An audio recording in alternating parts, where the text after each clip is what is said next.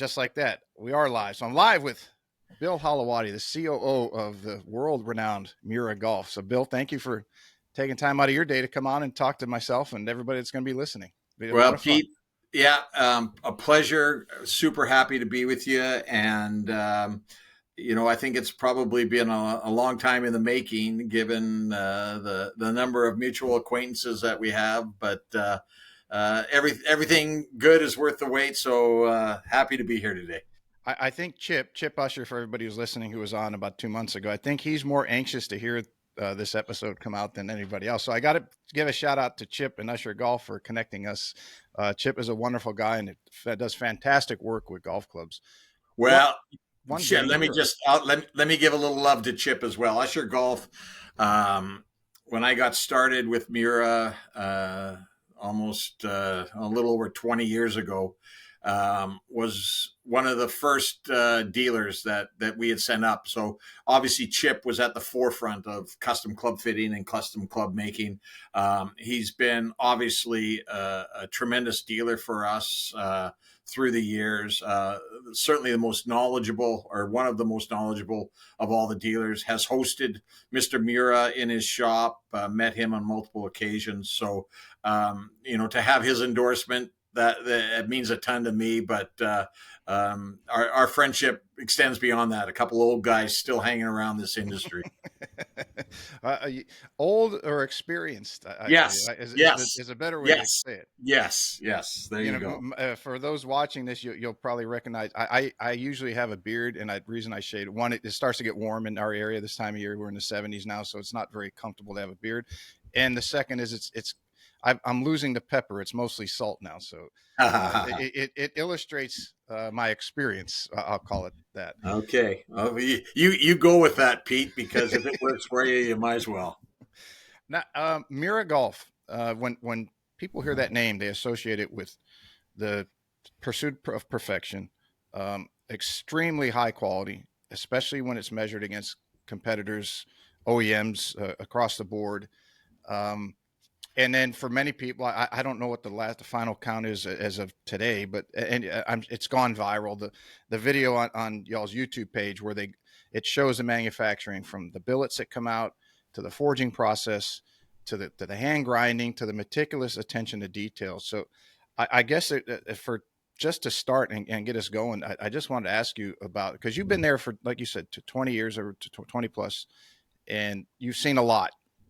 But just to tell us, let's just get started in talking about the process that they use and how fine-tuned and detailed it is. Well, it's my passion, certainly. I first visited the Miura family and factory, mid 90s. I had, as we'll maybe get into a little bit later, but my relationship with the Miura family started out of all things, being a hockey player and doing and teaching hockey schools in Japan. My partner at the time, who coached me while I was there, and he was one of the original founders of Miura Golf outside Japan, a gentleman by the name of Herb Wakabayashi. Herb and I would do hockey schools in the summer, and would travel north to south, usually for 3 to 4 weeks, and had been doing this for a number of years. On one particular summer, around 1995, 96, we were in Osaka, and one of the kids that was in the hockey school, his dad was best friends with Mr. Miura. So he knew that we were golfers and loved to golf. So on one of our off days, we went down to Himeji, and we ended up going to the factory before we played to meet Mr. Miura. And at that time, I was a golf gearhead, already. had played power built Scotch blade irons. I had a set of Hague Ultras with a fluid heel. So, I was sort of into having something unique and different. Well, we showed up at the Miura factory and walked in, and it was like a kid in a candy store to see this. And at the time, it was Miura Giken. Miura Giken, Giken, is Japanese for manufacturing. So didn't know that brand specifically at the time, but walked into the process, got a tour of the factory, and while I'm walking through the factory, I'm seeing TaylorMade clubs. I've seen Hogan. I've seen Armour. I've seen all these major brands that are, if not in production, certainly had been produced there. So that was really an enlightening and eye-opening experience for me.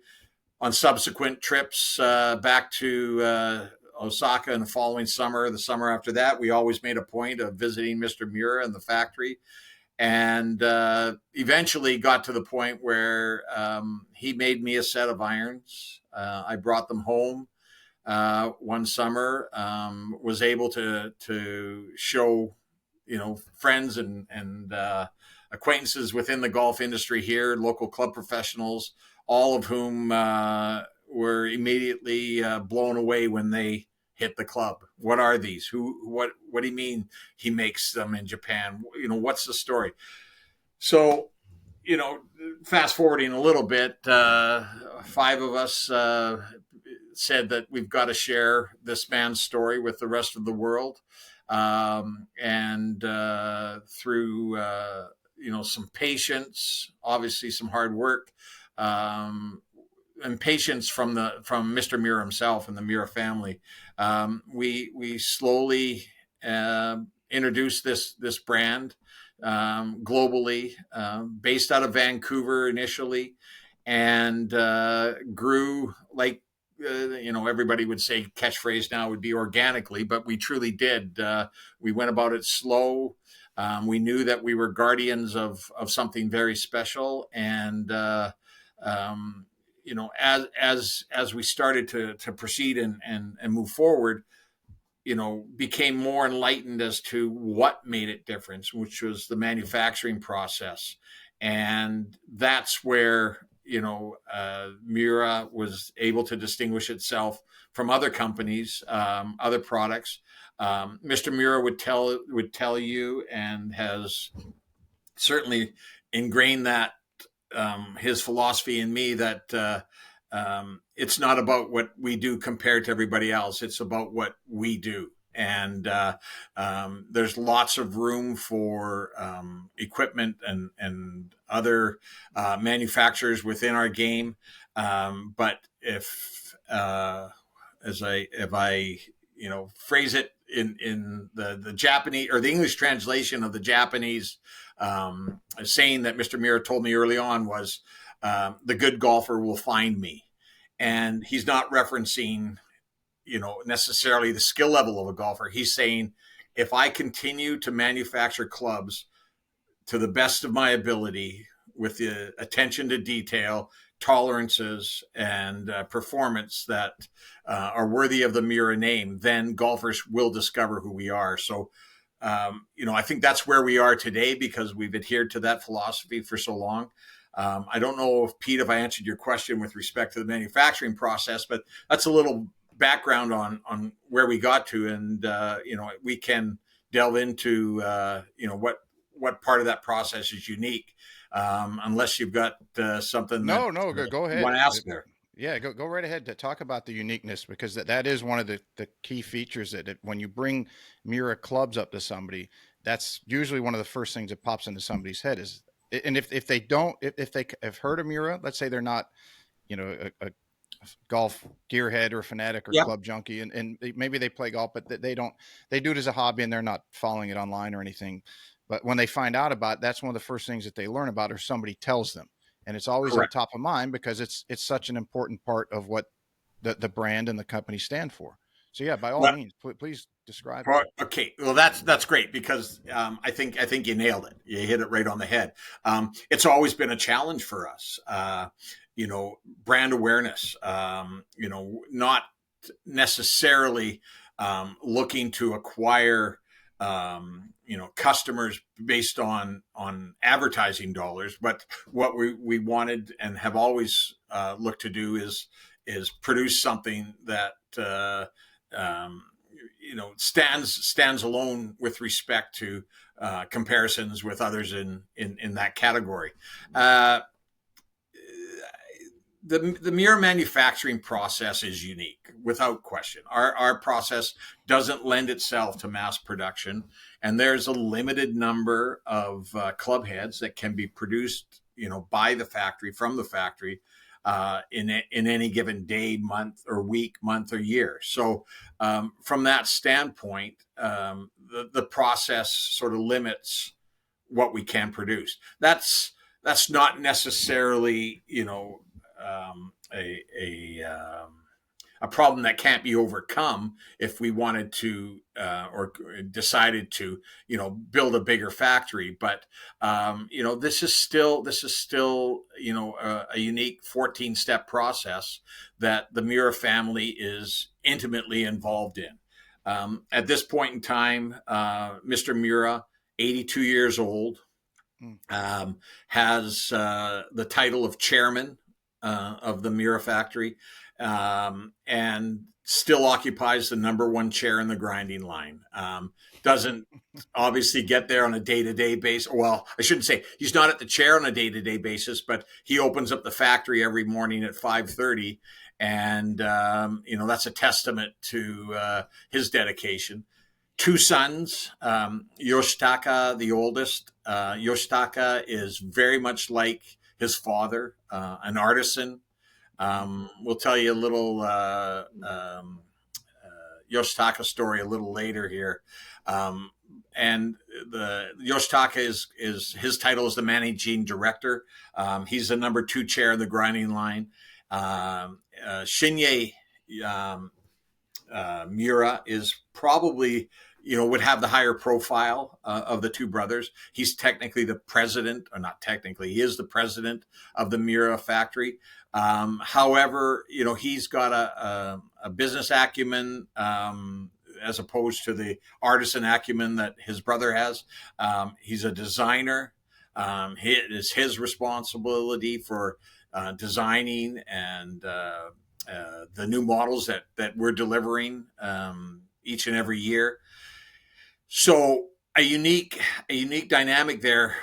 In Japanese culture, typically the number one son, in this case Yoshitaka, would have been the president, but the two brothers recognized that their strengths were different and better suited to the positions that they have. So really lucky to have a legacy with our company that bodes well for the future, especially in fact that Shinye's son Kokisei has entered the family business, and he's apprenticing under Yoshitaka and has a lot of the same skill sets that his grandfather would have. So really lucky to have that family in place. I think the legacy is important because the manufacturing process hasn't changed in this day and age of modernization, AI. The Miura process has withstood that, based on how things are produced. Raw materials. I used to believe that those raw materials were special. That was what was responsible for the feel and the performance that a Miura iron would deliver. However, that's not the case. We use soft carbon steel, S20C. It's a premium soft carbon steel, but many of the other manufacturers doing forged irons would use a similar product. We receive the rods of steel that are cut and measured to a specific size and weight. And I mentioned that, sort of step one, because that's the beginning of the process that allows us to deliver club heads that have the tightest tolerances in the Mm-hmm. industry. So right from that part of the manufacturing process, we're paying attention to how much a club head weighs. Um, there's 3 strikes that happen. First strike and second strike happen after that club head's been or that billet's been heated up to 1200 degrees centigrade. So one after another, those 2 strikes happen. The club head is then deburred, where the flange is removed. Those club heads cool down, and then we go to the third strike, where they're heated up again, this time to 800 degrees or 900 degrees, pardon me, centigrade. And this allows the manipulation of that grain structure within the club head. Yeah, And I was this going to is say, where, how did you guys get the grain structure to flow to the way that they want it to? well, this is where Miura-san believed that the manufacturing process, from his point of view, was fundamentally flawed. I'm going to step away just for a second.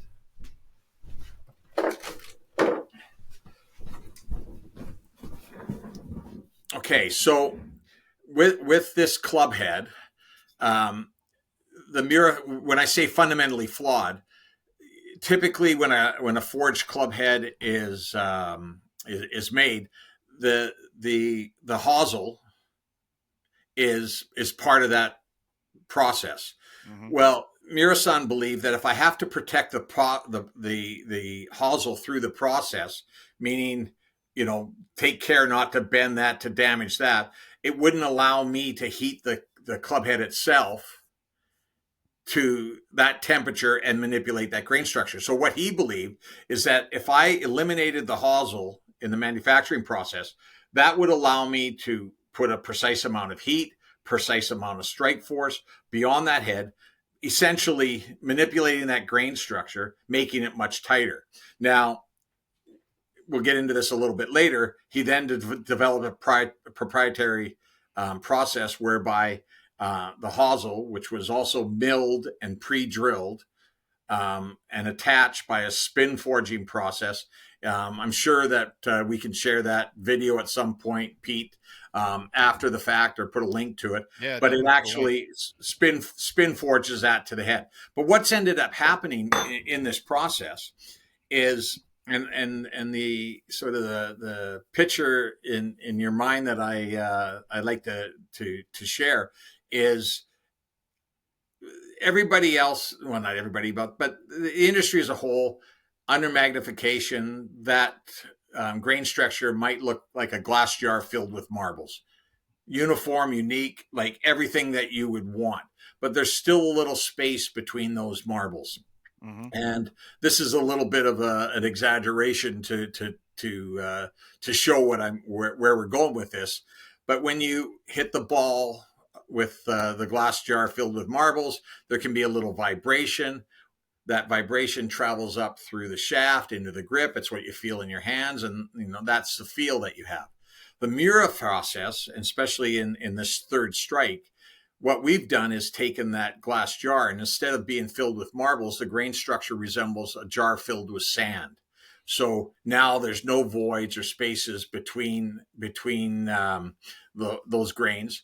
And now when you strike the ball with that glass jar filled with sand, that energy transfer to the ball is complete. You don't feel that vibration coming up the hands. And essentially, that's what delivers the feel with Miura, relative to others. Now, I think a way, we always describe forged irons, and specifically we've talked about Miura irons for years like this, is that they're soft or buttery. Mm-hmm. But what they're really describing is solid. So you're not feeling that vibration. So soft equates to solid.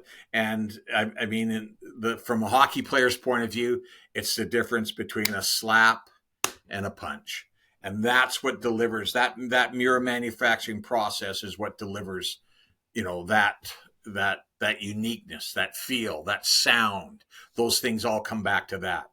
Um, but a bigger part of the process, and again, working with respect to having no hosel on as in after that third strike, is the ability to also the weight, distribute that weight within the head so precisely that it enables a balance of in terms of the club head that we believe is unique in the industry. So really an ability to shape because of the manufacturing process that club head and do things that probably couldn't be done to the extent that the Miura family does it.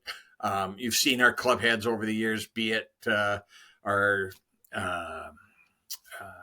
CB501, a model that KJ Choi won the Players Championship back in 2011. You've seen it in our most recent TC201, and where the club head weight has been able to be distributed provides a performance characteristic within the club head that is unique. And forging, it's an art. I reference Miura-san, Yoshitaka as being artisans, and certainly understanding the uniqueness of that process and being able to distribute the weight, club head weight, in a way that balances the club. Now, Miura-san would tell you that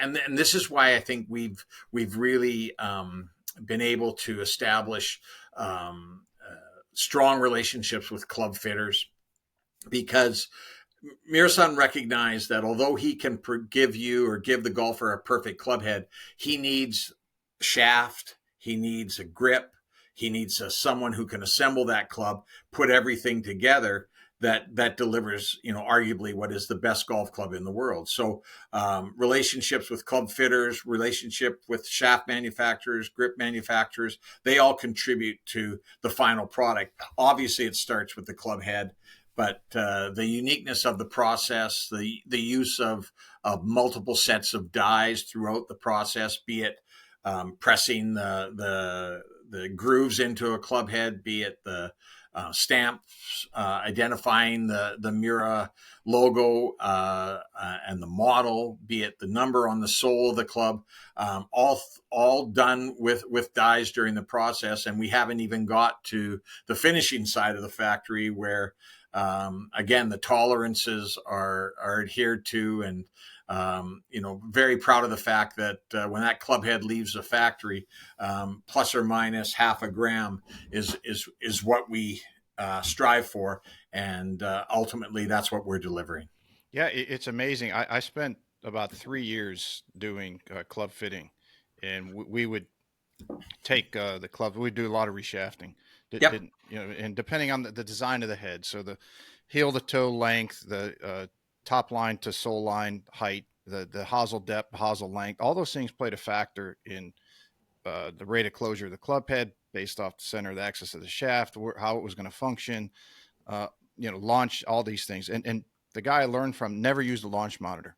And his numbers would come out on everybody, because my brother had a TrackMan and he was a fitter at a local club, and people will get fit and they go on his launch monitor and he's like, how does he do this? Every single one hits the window on this stuff. But my point is, when we would take a club apart, a lot of the clubs, and there were certain manufacturers that were horrendously bad, and there's a couple that still are. Um, their gram weights would be so far across the spectrum that it's like, some of them we had to call the people and said, look, we really can't do a hell of a lot with this. We can put earrings on a pig. It's really not going to perform the way that you want to, at least through the set. We can make it better, but we're not going to make it good. And definitely no one's going to make it great. It's not possible because you're dealing with shit. But it was so fun to see people come in with Miuras. It wasn't all the time, because this was going back about 20 years ago, Yep. almost. So in this area, because of Chip, there were a number of people who had Miuras. I would say it was under a dozen in the whole Hilton Head, Beaufort, Savannah area. It was, and that encompasses, if let's say there's 40,000 people in Hilton Head, roughly 70 in Beaufort. So you're looking at, I don't know what Savannah's at, but you're under 500,000 people. Yep. And we saw about a dozen sets. But we would just smile when we saw those, because we knew when we took them apart that when we hand selected the shafts, because they were all frequencied out raw, and we do parallel tipping so that we could dial it in any way we wanted to. Yep. But when we got the Miuras, we knew the night was going to be a hell of a lot easier because it's going to be so easy that we didn't have to manufacture anything. We have to do some, if we're trying to get to a frequency on a 6 iron of the loss back then of 300 or 305, we knew that it was going to flow through a Miura set, and we wouldn't have to start with some goofy raw frequency on the 9 iron because it was 20 grams off from the 6 iron. So it was just a pleasant experience when we saw somebody that had Miuras. Like, oh, this is going to be a hell of a lot Well, easier.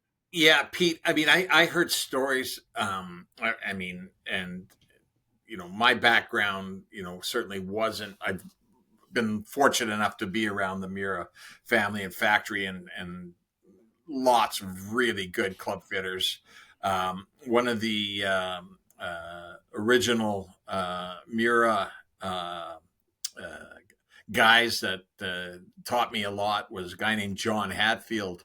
John was part of our original group, based out of the time out of Granbury, Texas. Had worked with Hogan Company, and Gene Shelley was his mentor, and Gene was his mentor. So I got this information from John, and John. Some of your listeners may recognize the name. John is with Artisan Golf now, working with Mike Taylor out of Yeah, they Dallas. make some very pretty things. I Yeah, all their products. John's the putter guru. So, but John was with me. We back in 2004, we went to a symposium or a meeting in Scottsdale, and it was hosted by, at the time, Hot Sticks Golf and Mark Timms, and they were right at the forefront of club fitting. And we walked into Mark's new location with individual bays and couches and TVs, and like we're like blown away by what has become the norm. But Mm-hmm. at that point in time, It was all and new. It was great. it was all new. There was one of my good friends in this industry, Gavin Robertson, was there. Gavin's with True Temper Acra. He was back there on that day, but we had a group out of Chicago called the Certified Technology Group, led by Everett Lockenwitz, and Everett's young protege a few years later was Nick Sherburne, who heads up Club Champion Golf now. A gentleman by the name of Chris Dempsey was there. Chris was at the forefront in club fitting. Leith Anderson, Dennis Pion. Anyway, lots of guys that are not in the business anymore. Some that still are, and we're sitting around the table, and these guys had experience building club heads. They weren't getting tour quality stuff, if you will. There was several manufacturers that provided components, names that many would be familiar with. But anyway, we're sitting around, and somebody asked the question, well, you keep talking about how good Miura is. What are your tolerances? What can you hit? Can you do plus or minus? Can you do plus or minus a gram? Almost with a little smirk, thinking that was impossible. And I remember John Hadfield going, "No, we can't do plus or minus a gram. But if you're looking for plus or minus half a gram, we're the guys you should be talking to." And I mean, it was a said in jest and with a little bit of a lightness, but essentially that's what the Miura family aims for, is that. And to your point, talking about as a club fitter, whether you're doing a repair or assembling, even to this day, knowing that the head weights you can rely on, you can pre-sort a grip. If it's 50 grams, 40 grams, or 45 grams, whatever that grip weight, you can sort that. And then what the shaft is, then, obviously you put that together. And if it's not hitting the number that you want, then you don't have to look at the head as being the problem or the grip being the problem. Maybe it's the shaft in this case, but shafts have become so much better over the years, Yes, Pete, as they you have. know. And so, it's a club maker's dream, we think, and have been told that when Miura can be used like that. So again, and that, to my point a little earlier about Mr. Miura relying on those other components and the guy putting it together. So, really what we've done is continue to build that relationship so that there's a confidence that exists when a Miura set is sold. Very proud of the fact that a fitter, a dealer can say, I put this together to your specs. In speaking with a customer, you'll not find a better golf club in the world, and that's a pretty strong endorsement to us, to our dealers, and ultimately delivering that to the customer. Knowing that you ultimately have something that's the best, and the best from the standpoint of this is the same quality equipment that a tour player would play. Like, you're not compromising everything. You're not getting the second tier, or you're not Mm-hmm. getting something that's mass manufactured. There is only one Miura factory. There's only one quality of head that comes out of the factory, and being able to deliver that to the end user is something we take a lot of pride in. Yeah, it's quite different when you're when I was playing. There was a small OEM company I played, called Infinity. I don't know if you ever Yeah, remember heard that those name. guys. They Yeah. were out of Chicago, and one of the reasons I did was the guy that was doing my clubs. He was one of their designers, and when I got my clubs, he was able to hand select them by weight. So it's a world of difference when you get that done, and then you have your shafts dialed in to the For design sure. and the weight. It's a world of difference, and people don't understand that. Even when they go get what drives me crazy in today's world is when somebody says I got custom fit, and I said, well, did they dial in? Did they know the exact specs of the shaft that you were hitting? Well, what are you talking about? And I said, well, if they don't know the specs of the shaft you're hitting outside of it's an S from Nippon, or it's a R from True Temper, or it's a 6.0 or 5.5 from Rifle, uh, that's just a sticker. So if they don't know what the specs are, the balance points and everything else of who put that together, and they can't match that because that was the one that fit you the best when they build them, they're not hand selecting and they don't pre-measure. How do you know that you were custom fit, not custom screwed? And Right. see the look Well, on their face. and I think that's evidenced by, and not so much anymore, because again, we're all in this industry getting better. But you take your clubs, and somebody, I'll be playing with buddies over the years, and they say, God, I hit everything in my bag good, but I can't hit my 6 iron. Mm-hmm.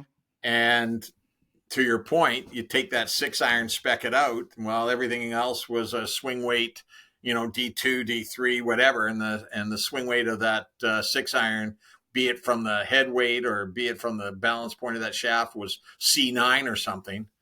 It immediately shines a spotlight on what the problem is. So to Yep. your point, the custom fitting process, is well beyond, how far you hit something. It's knowing what you have. And again, a great thing about that is that, and we've seen this lots with our junior golfers who have, been fit into Miura, that they grow and get stronger as they get older, and where they may have started out with an 85-gram shaft, as they got stronger, now it's into a 95-gram shaft or 115-gram shaft, but the heads make the journey with them. And again, that's part of the process. I think understanding that there's more to delivering that club head than if we don't have somebody that can put it together properly or not match it up with you. And I guess maybe it's sorry, one anecdotal story, early on, this is back in the mid 2000s. Somebody said, I've phoned me up on the phone and said, I've heard so much about your clubs, I want to get them. Okay, great. What do you want? Well, I want this, and this, and I want Project X 6.5s. Okay, great. We did the build, sent them out. He says, I can't stand these clubs, and Mm. I'm like heartbroken. I'm going, what do you mean? Well, I just can't hit them. I don't make good contact. anyway, we got into it. We said, well, let's send him back, and we'll do whatever we can. Long story short, we found out that he'd never played the Project X 6.5s before, but somebody on tour was playing them, so they must be good enough for me if that's the case. And anyway, long story short, again, we got him into the right shaft. Everything was great, but that's what works for this guy isn't necessarily going to work for you. That interesting, and this is not to throw shade at Project X or fitters. It was when people were fitting strictly using technology and they didn't understand the human aspect of it or didn't know how to combine the two. The Project X shot, and again, I have not been in the club fitting side for quite some time. I kind of do my own thing. I like the podcast better. I talk to people that are very interesting for 2 hours, wrap it up, do some post production stuff, and I'm done. I don't have to sit on the range and argue with people who read too much online or watched too much YouTube. But one of the things that the Project X did, or was they were very stiff for the top 3/4 of the shaft, and the tip was usually much softer. So they would give. This is where I say science can be correct, but it can be wrong for the person. The softer tip would often give a misrepresentation. It was correct for the measurement, but it would give the spin rate would be too high for the person in the club. So what would most fitters do if the spin rate's too high? We need to give you a heavier, stiffer shaft, and they would keep going up and up and up. So basically, they're getting a super stiff shaft in the top 3/4 and a very soft tip, and it kept. So they're playing shafts in that manufacturer at that time that were far too stiff for them. And I would always ask them, "Is your miss to the weak side? How did you know that? Are your clubs too upright? How did you know that too?" Well, if you're missed to the weak side, the first thing someone's going to do is say, "We got to crank your lie angle up," and so you can somewhat straighten it out and play with them. But that was where people who were relying too much on the technology and not on the And understanding were agreed. misfitting. And to your point, right? That Project X shaft is fantastic for good players, right? Like, Mm-hmm. again, not throwing shade at Project X, but just understanding how important the shaft, the role the shaft plays in delivering performance to not only from a scoring point of view, but enjoyment of the game. Playing golf, I always described Miura as rewarding or delivering the feeling of what a good shot feels like, as opposed to hiding what a bad or masking what a bad shot feels like. So, Mm-hmm. all of those things contribute to that grip and certainly the shaft.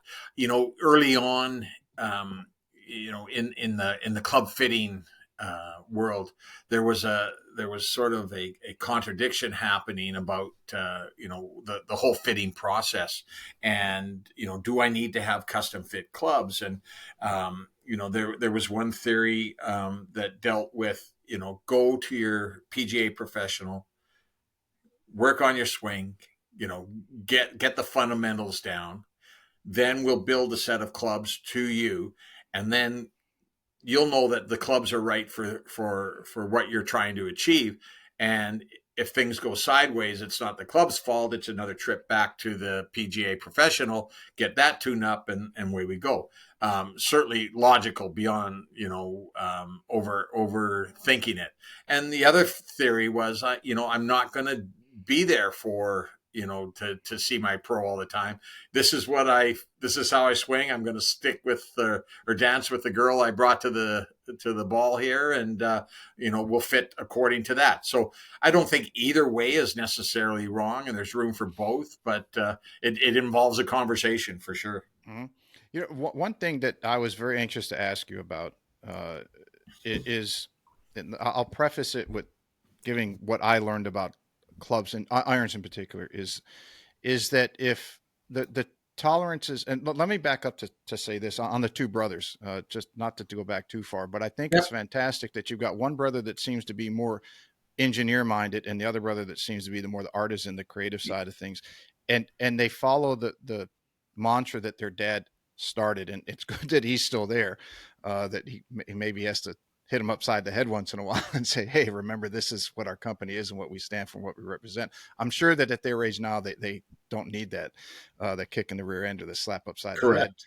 Yeah. But I think as you look across the spectrum throughout modern history at entities, companies in particular that did extremely well, Apple's the first one that comes to mind. In the early days, you had Wozniak that was the creative genius behind the scenes, and yet obviously Jobs, who was the sales one, both engineers, but both knew their roles within the company. And it did Apple things. And I think that you need a balance. It's very difficult to have one person doing all of it. And if you have a balance the way that you guys have it at the company, it doesn't sound like they're going to have any problems going into the future. But with that, what I wanted to ask you on, from what I was educated on, is that the design characteristics of an iron were more or less known from the standpoint of physics in particular. So again, we get back to heel to toe length and sole to top line height, hosel depth, hosel length, all those wonderful things, where Yep. you position the center of gravity and all those things. How does a company, and this is why this is important for you guys, because you guys, your leading principle is quality. How do you work within those parameters and continue to make new products that aren't the same? In other words, you're evolving with your products, but if you're somewhat a little bit boxed in by what physics allows within a club head, Yep. and you guys have obviously been around for decades. I'm very curious to know how that, without giving away your all secret sauce, how you can continue to make new innovations to appeal to, let's say someone's had their clubs for 5 years and they just want to look at something different. Where other companies, big companies, seem to do some really goofy shit, and it's a marketing. They're going to come up with some off the wall thing and then tell their marketing team, "You guys figure out how to sell this." Where you guys are like, "No, we're doing. It's got to perform, but we need to make, or just through evolving and adaptation, we want to make new products that are appealing." I'm just very curious how you work within that dynamic. Because you're not handcuffed, but you do have some Yeah. rails that you have to Certainly run through, some limitations. walls. Yeah. Yes, it's 100% got to be a agree. challenge. Well, absolutely. And I can anecdotally give you a couple of recent examples that really help to illustrate what's possible. Um, the you made reference to the design of a head, from length, toe height, Hmm. hosel description. I mean, all those things are and can be really important. With our MB 101 blade, for example, the hosel is a little longer, primarily to deliver some stability. The sweet spot, on typically on our forged irons, has been a little bit more heel centric, Hmm. and just from a balance point of view. I mean, we've all heard the anecdote of a shank is the closest thing to a perfect shot, but that ball being a little bit from the center.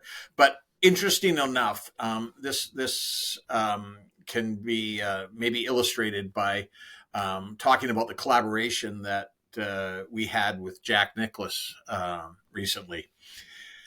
And the story goes, on Jack visited the Miura factory, and Mr. Miura described that day as the happiest day of his life. And this is a man that's very private, but to have Mr. Nicholas show up at the factory was something special. And a lot of things happened that day. The reference I was going to mention about Yoshitaka's artisan qualities. I guess the story goes that when Jack was there, he had a favorite wedge that he had, and he'd never been able to find one that worked like his favorite wedge. So Mr. Miura sat down at his chair on the grinding line with a raw head, and with Jack standing over his shoulder, went to work. some back and forth, handing each other the club to have a look at. They had a grip with a small shaft on it that they'd look at it. And anyway, a number of minutes later, or 20 minutes later, Miura-san hands Jack the club head, and Jack goes, "That's it." So all well and good. Upstairs, they go to the boardroom for some discussion, some talk. And Mr. Miura at the time then calls Yoshitaka up and says, we just did this club head. We need another one so that he's got a backup. Can you go do it? Yoshitaka goes back down. Again, number 2 chair, gets to work using the club that his dad just used at the time, and starts working on it. Comes back up sometime later, hands the 2 heads to Mr. Nicholas, and he's looking at them, and he turns to Herb, who I mentioned earlier, who was doing the translation that day. And he goes, "Herb, I don't think you can tell Mr. Miura this, but the one that Yoshitaka did is better than the one that Miura-san did." So, when that story made its way back to us again, we knew the legacy again was going to be in good hands. But really interesting that that happened. And that number 1 chair in the grinding line, only 3 people have sat in it: Miura-san, Jack Nicklaus, and the very famous Japanese golfer Isao Aoki. So those are the 3 that have been able to sit in the chair. But getting back to your question, and I'll be quick with this little story. So understanding that the way that Jack Nicklaus liked to look at his clubs, he did something that I believe, and I may be a little off on this, but undersling with respect to his club. Essentially liked the look of a little bit of offset, but didn't want that leading edge, to be back from where it would be with a club that had no offset. So it would sling it around a little bit, essentially twisting that toe a little bit closer to the heel of the club. Not a significant move, but a little bit. So when explaining this to Miura-san, now we're building something or designing and manufacturing something from scratch. What it did from the Nicklaus Club point of view is it moved that center of gravity towards the middle of the club face. All right, so there was a look of some offset. It actually moved the center of gravity to the center of the glove face. Jack liked to hit it out of the middle, and that's what performed for him. So now with Miura-san, keeping in mind how does manufacturing and design affect the performance of a club, is that we now had to do a club head, again hitting that specific weight. It was a 5-iron, it's 257 grams. But how do we move that center of gravity a little bit from the heel-centric side to the middle of the club face? Well, of course, like Miura-san says, we'll make that hosel a little bit shorter. So takes a little bit off the top of the hosel, effectively changing the distance to the toe, and now moving that club head. But, taking that amount of a little bit off the hosel then takes head weight away. So, we have to distribute that head weight more equally within the club head. So, I maybe didn't do a great job of describing it, but essentially a shorter hosel, move the center of gravity out, that provided the look. Some grinding in that crotch area where the hosel meets the top line, and able to deliver the look that you would like. So, all those things, contribute to that. The grinding that happened at the finishing stages. So, of the 300 sets, each one of those sets was designed or grinded by the Miura family. And I still say that to this day, is that if you're playing a set of Miura irons, there's a good chance that Yoshitaka himself was grinding your 7-iron. I mean, that to me is absolutely amazing, that hands-on attention to detail. So in that case, that's what delivered, a design characteristic that helped deliver that. Next up came Adam Scott, and that collaboration. He loved the look of the Nicklaus iron. So, took a lot of what the design characteristics that were in the Nicklaus iron and transitioned them to the Adam Scott collaboration with what he liked with respect to a sole grind, the leading edge. He liked a little bit of the look of offset. Then Miura-san does what we believe will be his last design, which is our KM 700. And that's a real unique looking iron. Again, taking what he had learned in working with Jack Nicklaus and with Adam Scott, we move into this KM 700. And Miura-san determined that, I can move that CG into the middle of the club. I think that's an opportunity for me to make a larger or bigger sweet spot and make this blade iron more forgiving. But how do I do that and maintain the integrity of that club head with respect to weight?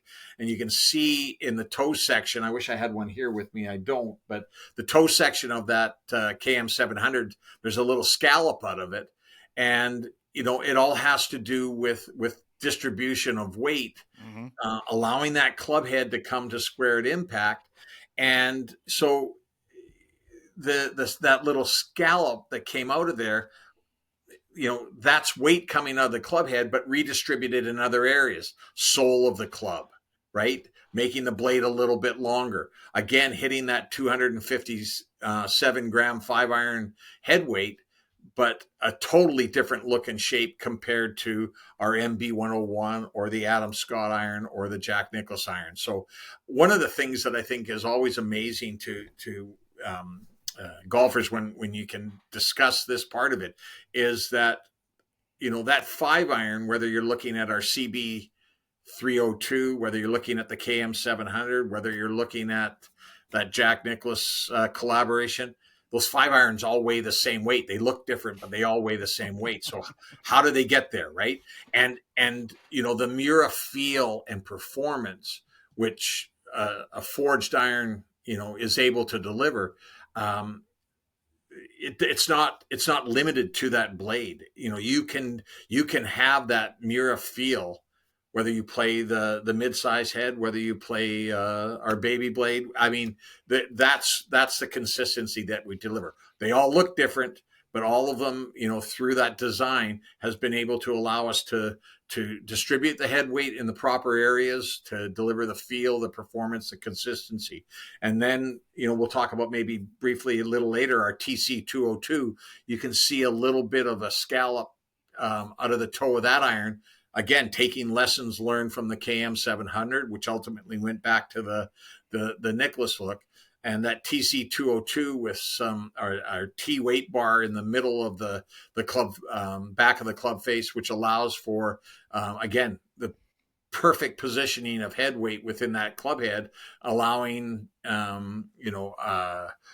the club head and the golfer to deliver consistency with respect to that center of gravity, hitting the window that you referenced earlier on in our conversation today, whether you're playing a short iron, a mid iron, or a long iron. So that was a long-winded answer to your question, but the past influences today, and some of those things that allows us to change or to continue to evolve are simple, but some of them are significantly different. And I said I was going to wrap it up there, but one quick thing, with respect to shaft lean and golfers, like a professional golfer, 8, 9, 10 degrees of shaft lean, really affect what the measured bounce of the sole of an iron will be.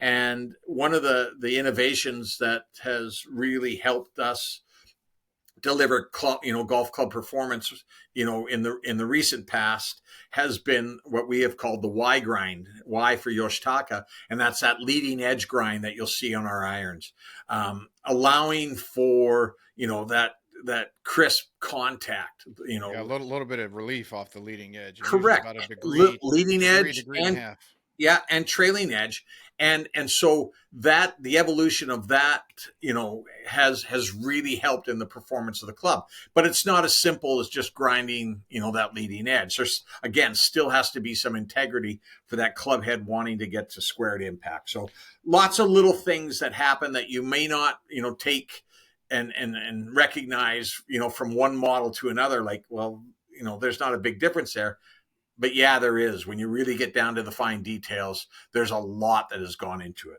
Yes, when you work with clubs and you understand uh, what you were talking about, the moving weight in small increments, and then where do you have to make up for it somewhere else while keeping the overall head weight the same, and then based off what that golfer needs or wants or windows to hit and everything else, it's like it when you hear it and you understand it because either you've been in it or you played around with it some, it makes complete sense. The first questions that come to mind is why is everybody else doing it completely different? That's not a question that we need to get into, but you want to sit there and ask some of these big companies, why are you making it so difficult? It's like the lazy way out, I guess I would call it. Like they don't understand the process of what someone like you guys are doing, which I find hard to believe with the computerized design systems they have today. Or they're getting into just how can we just come up with something because we come up with multiple clubs or models per year and we got to sell them because we have a board and stockholders to answer to and everything else. It's a completely different dynamic.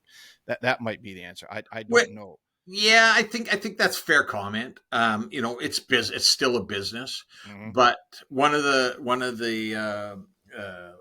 life lessons with respect to the Miura company that I learned, many years ago, was that the philosophy, and again referencing back to Kaizen, the never-ending search for perfection. That's what the Miura family is striving for. But maybe more importantly, we have to design, manufacture, and sell clubs that perform first and sell second. And I mean that's might sound a little bit like we're chasing rainbows, but the it is in fact the case. That's the most important part of the Mura designs. They have to perform, and then again, if they perform, then they'll sell, and then golfers will discover us. So a little bit different, and again, our process and manufacturing process is unique, and maybe allows us a little bit more latitude with respect to what we do relative to the bigger companies. But again, Mr. Mura would say to you, there's room for everybody in our industry. We need to worry about what we do, what Mura does, and everything else will take care of itself. Yeah, this is going to sound crazy, but at 52, probably at 50, I learned that is and that whatever you're doing, you do it the best way that you can do it, and you don't let others influence you positively or negatively. Positively that you don't let someone's praise take away that your desire to continue to get better, because that can be very dangerous. Having Yep, honey poured in your ear, and you don't let somebody who is, let's just say, an asshole, for lack of a better term, and that's they're it. just going to try to berate you or tear you down. You don't change the way you do things. In other words, you don't uh, continue a dialogue with them, or you don't act the same way towards them as they're acting towards you, because now they're dictating how you act. You're not For you're not sure. staying true to your values. It's very easy to fall into. I'm not saying I'm great at it, but I did. It took me 50 years to realize that. And some people say, well, why did you not fight that guy back? Or they posted online or did some goofy response on YouTube. I said, because if I did that, then I'm becoming the person that they are, and that's not what I am.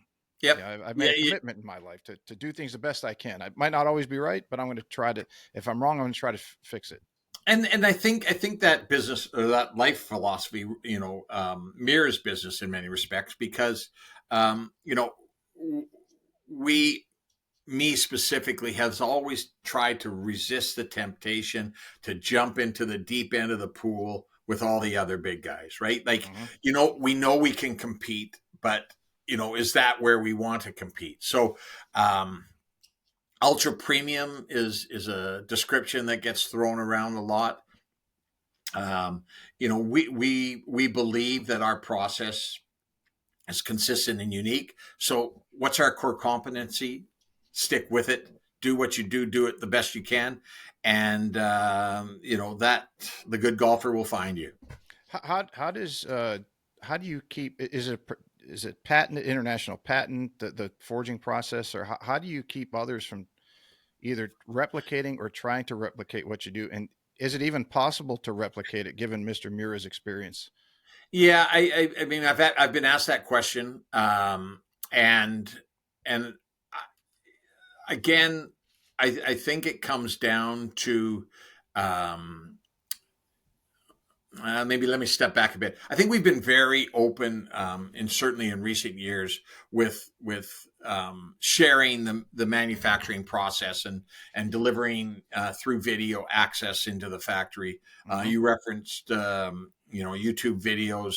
Uh, the first gentleman that we worked with was Eric Anders Lang.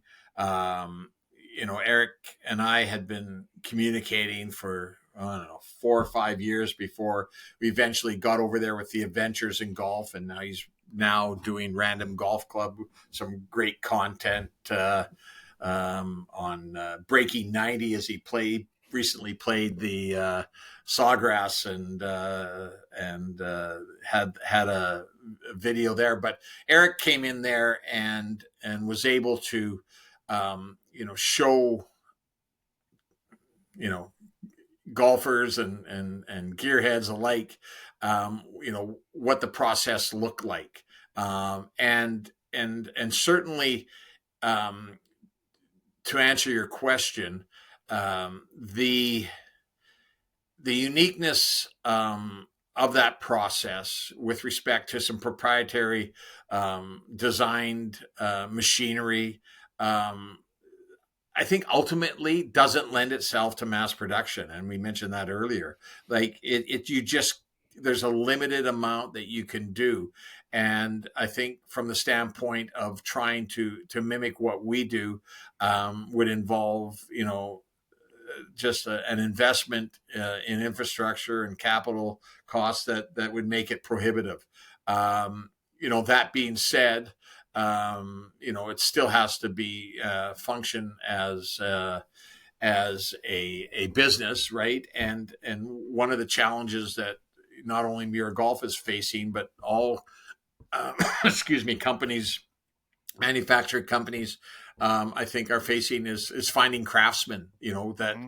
that are continuing to want to come in and do what we do. So because of our 14-step process, which is essentially hands on, through the process, that's always going to be a challenge to find the craftsman to do the job. Robotics coming on board now. I've visited factories where, they're literally the process with CNC milling and using forged designs. Can deliver golf clubs, but the uniqueness of our process, which has the two strikes or the three strikes, but numbers 2 and 3 separated by a time where the club heads cool and then are heated up again, is what ultimately delivers something very special. So I just think because of how we've or how the Miura family has come to understand the art of steel, is going to enable us to sort of be in that lane we talked about, staying out of the deep end, concentrating on what we do best, maintaining that commitment to delivering the best that we can deliver. How do you, as somebody who is the COO, obviously you have staff under you, and you have to manage them and make sure they're doing what they're supposed to. How do you keep them focused on the company mindset of uh, kaizen, if I Yep. can pronounce that word correctly? Is that one of the things that you have to pay attention to on a regular basis, or is it just, or even in the hiring process when y'all go to hire somebody, especially over here that's not being based in Japan at the manufacturing plant, but you're hiring or selecting who you're going to work with in the U.S. or in Canada. Um, does that encompass a large portion of your day in maintaining that? Well, Because it's so easily distracted, especially in today's world. yeah. Um, I mean, I think you've nailed it in terms of what's important for our team, and we've got a great team working out of Scottsdale, Arizona, right now, led by Kevin O'Connell, Cody Conrad in our inside sales, Blake Smith, Jordan Andrews. Jared Cohen is our marketing guy.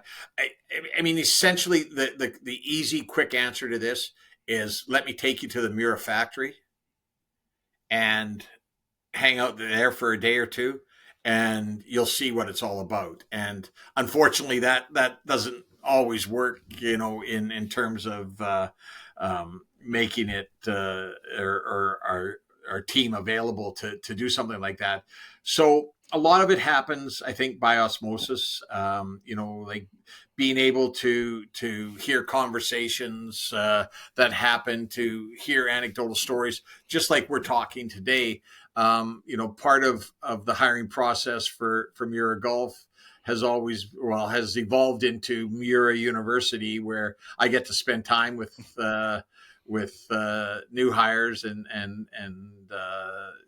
even guys that have been there for a while, and be able to talk about my experiences and how I've come to appreciate the marriage between manufacturing, the Japanese culture, the great sport that we're a part of. All things have to work together. But going to that Miura factory and seeing that the president or the managing director or the chairman, all members of the Miura family, are intimately involved in the manufacturing process on a daily basis, sort of tells you that, well, everything's important, and no matter where you line up, you're contributing. One of my early trips to the factory saw Mrs. Miura working in the paint fill area, taping off heads pre-sandblasting, and like I couldn't believe it. And like, obviously family business is a huge part of uh, the culture that we have in North America. But when I saw her there, I just it sort of ticked another level. So I come home and I tell our team that there's Mrs. Miura working in there, and they can't believe it. So that instills a little bit of an understanding of what it takes. Early on, again, I had a instant where she's doing some quality control inspection, and she's taken some club heads and said these aren't good enough to go out. And I asked Mr. Miura about that, and he said, well, it was at that time when she did that we realized that we got to be better at what we did, because he said it was easier to do things right and not send out anything that wasn't perfect than it was to have her come back in and get mad at him for not delivering it. So That's a good reason to do it. yeah, she's fantastic. She on every visit to the factory, she stops by and delivers a little omiyage, or what they call a little present usually. She's a big part of that culture at the factory. But getting back to your question, so we do Miura University, and oftentimes it's talking, you can learn about the manufacturing process, but it can't just be smoke and mirrors. It can't just be a sales thing. We can talk about the relationship, the story with, Yoshitaka and Jack Nicklaus. We can talk about Miura-san, doing a club fitting where, his launch monitor is basically him on his haunches, listening to the sound, looking at a divot pattern, in terms of, what a golfer's doing and what he needs. There can be, the recognition that, there's a Mr. Miura, right? There's four of them now, but there isn't, we have a Miura factory. Their name's on the factory. So understanding that everything that they put their name on is a reflection of the integrity and the authenticity of this family. So I try to communicate that to our team members. But for the most part, I think all our team. I mean, let's face it, we are in the business of sales, but there's not many industries or commodities in this world where you get to show up to work and say that you're arguably selling something that's the best. Mm-hmm. You may not like the look of the Miura, you may not be for you, the design, whatever, but I don't think you can argue the fact that the forging process and the iron that we deliver is there's a better one. There's some maybe comparable, but there's nothing better. So how great that every day we get to go into the office, get on the phone, talk on a podcast, and say, I get to sell something that's the best, that's handmade, that is unique. That's pretty cool, right? And I think even more importantly, the reinforcement or the feedback that we get from dealers and distributors, and most importantly, the end user, who becomes our best salesperson. They're committed to the process. They love the fact that they have something unique, that's handmade, that's handcrafted, that when you show up at the golf course and the bag drop and the guy or gal brings the bag out of your car and looks at you and goes, yeah. So, I mean, that's all part of it, right? So, still a challenge, still room for us to grow in from that standpoint. But guardians of the brand is a term I love to use when Yeah, that's a very talking good with our term. team. We rely on you to be that as a salesperson, as a marketing person, as a distributor, as a dealer. You're representing the Miura family, and getting back to the first statement, if I can get you to come to the factory, we always used to say, most Miura fans will drink the Kool-Aid, but once you visit the factory, Pete, you'll make the Kool-Aid and then you'll drink it. So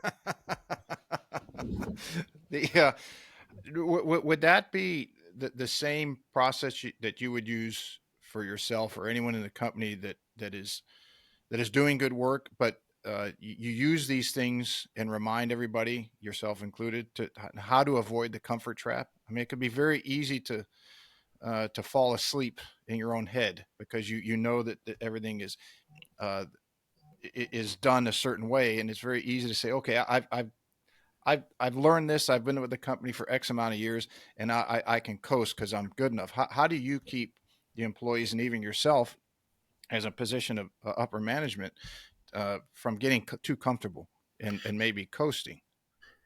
well, I mean, I think that logic certainly applies to what we're doing, would apply to any business.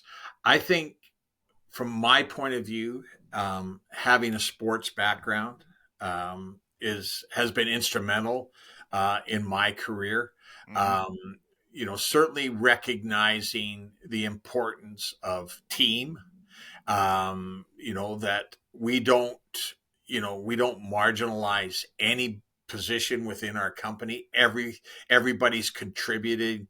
Here we could throw some cliches out, pulling the rope in the same direction. And again, sports has a lot to do with that. So that means, on a day at Miura Golf, when the FedEx driver's coming at 3 o'clock to pick up your shipments, and you've got 6 orders that are still sitting back there, that the executive vice president leaves his desk and goes out and gives it a hand.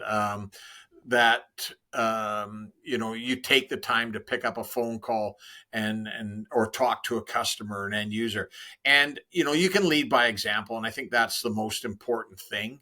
I'm a big fan, March Madness now. I was a big fan of a book by Mike Krzyzewski called Leading by Example. he makes reference to, the importance of everything you do. He talks about in the book about making a pass with a basketball and recognizing that your DNA is on that pass every time you make it.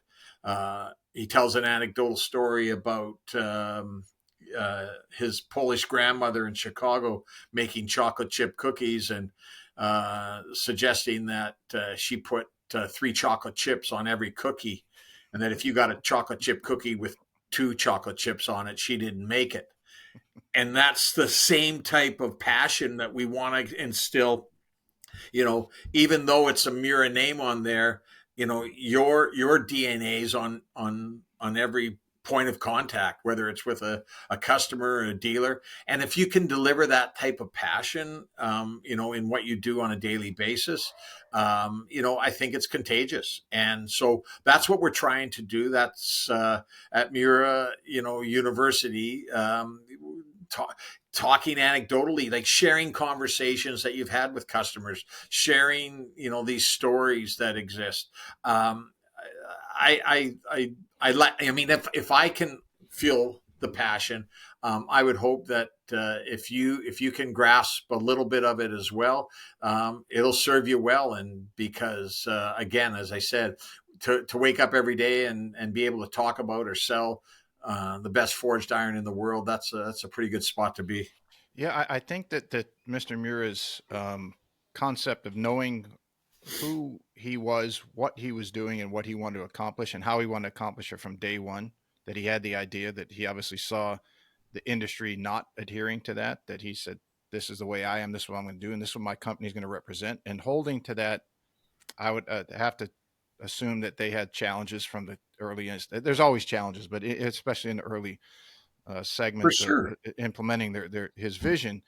But I talked to a lot of different people, usually younger, and even some friends who manage divisions or businesses of their own, or other companies. And my first question to them, not that I'm some business guru, but I've made enough mistakes in my life to think I know a little bit about it.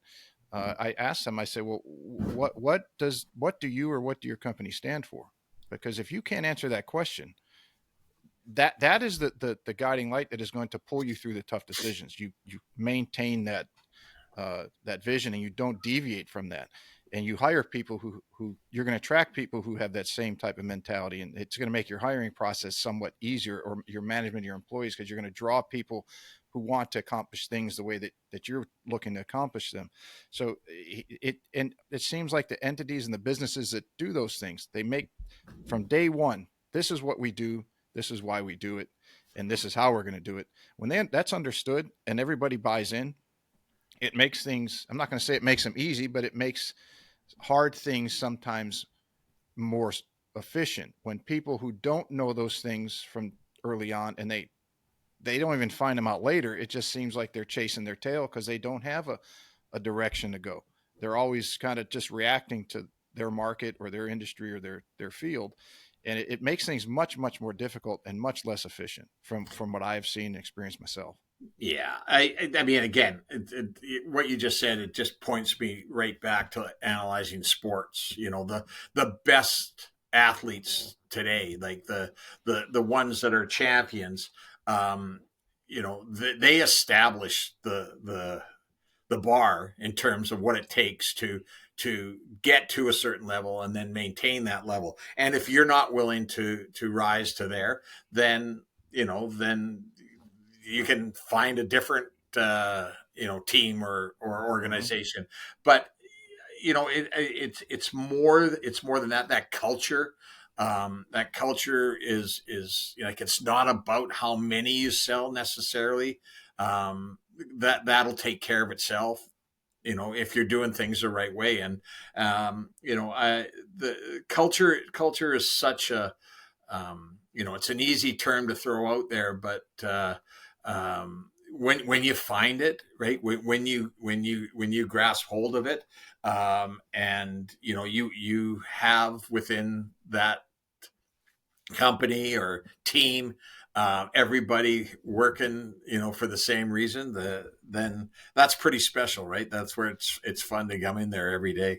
It is, and I think that the things that are out there. If you watch social media at all, with the David Goggins and the Joe Rogans and um, Jocko Willinks and all these guys who are saying, look, in your life, do difficult things because it'll make you stronger, it'll make you better. I don't think that. I think that the message, maybe from what people are hearing, is, like, don't go out and try to do a David Goggins run 50 miles if you haven't run in years. Don't try to do 50 miles the first day, but doing things that might seem a little bit difficult on a daily basis, adhering to, we're not like let's use Miura as an example. We're not going to deviate. We're going to make great products. We don't need to sell 100,000 sets a year. We're going to do things the way that we do it, even through the challenging times. If the industry comes up or down or whatever, Yep. we're going to go to work. We're going to do our thing, and this is our blueprint. And we're going to stick to it. Yep. That sometimes can be a hard thing if you're short staffed. If fill in the blank or whatever the reason. I learned that very difficult 5 years ago. I had cancer. I was lucky, knock on wood, that they caught it early and I was able to get rid of it. But I had to make a decision to make a lifestyle change. Now, uh, this is a completely different example. I'm not trying to compare the two, but my vice is baked goods, cookies, cakes, things like that. And I every single day I walk through the grocery store, I have to make a conscious decision. I'm not going to buy uh, the cake, even if it's one slice. I'm not going to buy it. And sometimes for me that's very difficult. So I'm not saying my difficulty in walking past a cake section is the same as David Goggins running a 150-mile marathon in the Death Valley. But I do other things that I, getting up and going to the gym every day. There's days I don't want to do it. I'm 52 years old. I don't want to get in there and push weight around and push myself on the treadmill or the bike or whatever I'm going to be on that day. But looking back, saying today as I was going, I said, I'm not going through that scare. And I'm going to do everything I can, even if it's subtle challenges on a daily basis that make life seem a little more difficult, even though in the bigger picture it's not, so that I don't ever have to go through that ridiculous amount of difficulty again. And I think that you guys do that. You personify that based off Mr. Miura's guidance and what he started. And I just don't see that in a lot of other things. Uh, Well, and like I agree with you. Like when I hear you say, the the temptation, right? That is out there. There's a Very easy temptation. to get knocked off track. Oh, for A lot of sure. Like, variables, especially in today's why world, the don't variables are off the charts. Mira? You're doing so good with irons and wedges. Why don't you do drivers? Yeah, yeah. We probably could, and there's certainly an appetite. We get asked that question, but that's not a core competency, and it's not where. Even though I had total faith in the design process, but does it is it really where we need to go? The future may prove that there's some opportunity there, but in the short term, the commitment and the taking ownership of that focus is what we want to do. We want to always get better at what we do, obviously, but I I'm a big believer that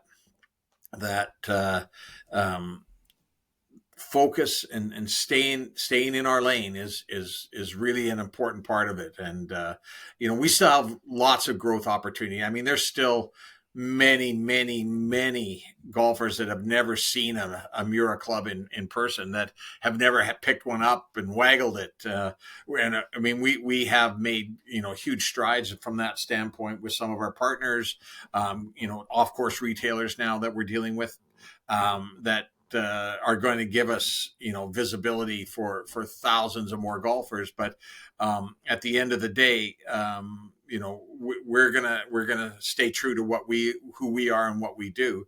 And I think that commitment, like your commitment, makes it worthwhile getting up every day, right? Because Yeah, I absolutely. can't say you probably ever regretted the feeling that you have after you've worked out. As No, much as you hated to go to take the first step on that treadmill, once you're finished, it's a good day. So it is, and you get addicted to it. The I got into, well before it became popular, the cold plunging or ice baths. I was doing that years ago just because I like doing interesting things, and that was one of them. And because the technology hadn't advanced to the level it does now, where it was just a Sure. feed container and you dump water and ice in it, and you didn't have really a way. I put some granulated chlorine and just a fountain pump just to keep it moving, so I wouldn't have to change it weekly. I would change it every month because when it's 40, 50 degrees, the water's not going to get much bacterial growth. But as I wanted, and I would have to stop in the spring and summer because it gets so hot here. But as I progressed and showed myself that I was going to do it on a regular basis, then I wanted one that I could have in the summer. So I spent the money to get one. And once I started doing it daily, 5, 6 days a week, and you say, well, I'll never get to this temperature. And then you do. And then you got, you climb another mountain, you get to a lower temperature. But what happens is you start to get addicted to that dopamine rush that you get after, as you Yep. mentioned, when you get off that treadmill, when you get out of that weight room, or for me, you get out of the ice. And it's absolutely sucks getting into 39-degree, 40-degree water. But and it's miserable for about the first 90 seconds, sometimes 30 seconds. But again, when you get out, you feel it's like otherworldly, at least for me. I mean, some people might be sitting here listening, says bullshit, I tried, it didn't work for me. Okay, well, it didn't work. But to do a difficult thing that's going to take me 3 minutes in the morning or whenever I'm going to do it, I'll probably get Yep. in this evening after Yep. we get done. But you get over that. I call it the mountains. You're always climbing mountains, so you get over. You think the foothills are a big mountain, and until you climb them a couple Yeah. times, and then there's another one that you're going to have to climb. And then that's difficult. And then you get to the top of that one once or twice, and you say, "Well, that wasn't that hard." And oh, those foothills, that was a piece of cake. Oh shit, there's another bigger one I got to climb. So there's always something, and I think that we lose sight of the fact that that's part of life, and those challenges sometimes would make life interesting. And if we don't have those, it gets boring very quickly, and it doesn't give you a whole lot of purpose. Now, and that mountain that you referenced climbing, some I once heard the analogy that you're coming up and now you're in the clouds and you're still not to the top of that mountain, but the next step may put you above the clouds, and so you keep chasing it up there. And fitness, to be a gym rat, or to know not only the physical benefits of what athletic training can do, but the mental aspects Mm-hmm. are still what I grasp onto. I'm a big fitness guy as well, and the mental health benefits, I think, are extremely important, and again, something we encourage, within our company is that side of the workplace, and being able to talk about it with your peers, and to be able to listen if you're asked to. So and again, I would commend anything from the walking that you're doing past the donut shop to the cold plunge. Anything in between is time well spent, for sure. You know, uh, the one of the I'm a big fan of Patrick Bet David's. He's got a podcast, PBD podcast, one of the biggest business entrepreneurial podcasts in the world. And I believe his got a channel called Valuetainment. Value, provide value to businesses and entrepreneurs, and then entertainment as well. Yeah. Um, and one of the books that he wrote, I had ordered it, is called "Choose Your Enemies Wisely," along the lines of what we're talking about. And it's not the enemies so much that you're choosing, that you're fighting or challenge in competition with business. It he describes it as different enemies along your journey. Um, so, for example, if somebody's getting started out in business that they've never had to show up on time, let's say that this is their first job they're ever going to have. Their enemy is themselves, and that they've now got to get themselves out of bed. They no longer they're not living with mom or dad or whoever they're got them motivated.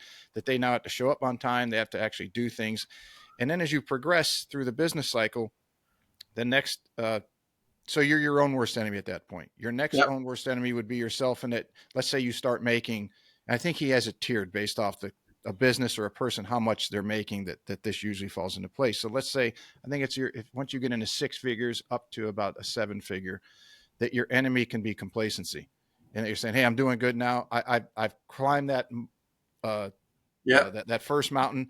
Look how proud I am. I don't have to worry about anything anymore." But you get complacent, pretty soon you slip down that mountain again. And then you take a guy like Elon Musk. His enemies are countries, uh, governments. As you continue to go up, you always have a different enemy. But I thought that fascinating. It's kind of led me to where that discussion that we just had is how do you maintain that in your company so people don't get too complacent. I thought that was a great discussion and answer on that. How you guys do it? Yeah, and the other one of the humbling lessons I learned from Miura-san is that the Miura factory is in Himeji, Japan, the steel region of Japan. Lots of manufacturing down there. In Canada, it'd be Hamilton, Ontario, and Pittsburgh, Mm-hmm. Pennsylvania. Himeji is had a similar reputation. The first golf clubs out of Japan were in fact made by a samurai sword craftsman. At its peak, in the 90s, I think there was 11 or 12 foundries manufacturing golf clubs in the Himeji area. Wow. Uh, that number is down to three, I believe, now, and that was a big concern for Mr. Miura. As relevant as our company or his company is, it's still an industry that was leaving, and that was something that bothered him. So the strength and overall fitness of the golf industry is important, and certainly in Japan it continues. Obviously, Japan domestic manufacturing has a reputation. Certainly, be it some of the bigger OEMs have manufacturing in Japan, but even some of that is sourced outside of Japan now. But it also, when you were talking there, it also reminded me of 2011 when the Japanese earthquake happened, and the subsequent tsunami, and what happened within Japan with respect to golf was quite significant, because the Japanese, as a whole, literally quit playing golf. Not quite as dramatic as that, but many would never consider, going out for recreational or having fun, if you will, on the golf course, when so many of their fellow countrymen were suffering. So we saw that certainly manufacturing within Japan, and the Miura factory was affected. We were still I think somewhat in our infancy with respect to growing the brand globally, but within Japan it was a challenge, and I don't think that's necessarily a bad thing from the family's point of view. Understanding that more exists outside, your atmosphere than within it. And to your point, like, where's your next challenge coming from? But I think what it ended up doing was getting us laser focused with respect to just um, uh, you know how small the world is, relative to um, you know things that can affect us, right? So Mm-hmm. I think having certainly a view of just what's happening in Japan is certainly noble, but we need to recognize what's happening all over the world. For us, globally, Europe was a big market. Well, I shouldn't say big, was an initial market for us. We had a distributor, a gentleman who's still in the golf game, Rock Golf, a gentleman by the name of Robert Cook, who was based out of Lisburn, Ireland. So Ireland was Northern Ireland was important at the time. We had multiple dealers in the UK. Germany was a huge dealer initially for us, huge from the standpoint of not a typical golf culture, but they grasped on to how the quality of the Miura product. And so, in the early days, we knew what was going on with respect to golf in Germany, in the UK, in Ireland, in the Netherlands, a dealer in South Africa, Korea, Singapore. So, through our, and you heard me mention it earlier, guardians of the brand, all these relationships were guardians of our brand, notwithstanding what was happening in North America with custom club fitting. So, we've had global reach. We continue to build on that.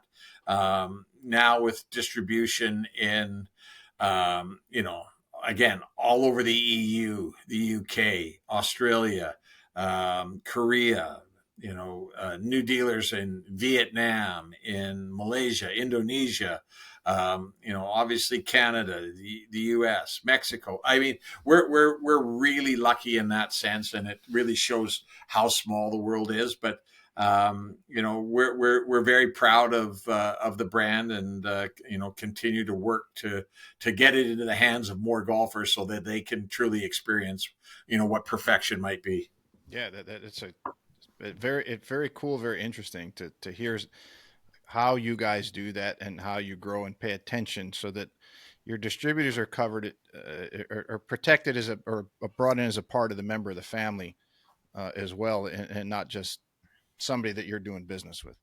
Well, and that's the key, Pete. Like, honest, that's the key. You just nailed it. Is that it's not just a commodity. It's something special. And if we can reinforce that type of relationship, whether it's a on-course retailer, off-course retailer, custom club fitter, distributor, if they can feel the passion that we have, then we're going to be in a better position. We got into the production, we got into the culture of the company, but I want to spend some time talking about you personally, if that's okay, and that how a guy who played hockey at a very, very high level ended up working in a golf company. I know you were a golf head, and we briefly talked about that in the beginning, but can we talk a little bit more about your story and how the Miura family got connected? Yeah. Because it's not like Canada and Japan are right next door to each other. No, There's an no, ocean in between. it's true. I went to University of British Columbia, played hockey there. Have been fortunate enough to represent Canada, World University Games, an international tournament called the Spengler Cup. And as I mentioned earlier, had the opportunity to go play professionally in Japan. So back in early to mid 80s, there was a 16 professional league in Japan. Each of those teams had 2 foreigners on it. So 3 of the teams had Canadians. There was 2 Russians. There was 2 Finns, and 2 Czechs at the time. And I made my way over there right out of university. Had opportunities to play and contract offers at the time in the NHL, but the opportunity to play in Japan was really unique for me from the standpoint of I had mentors who thought it would be a good fit for me, certainly from a salary point of view. It was at the time really on par with what was available in other professional leagues.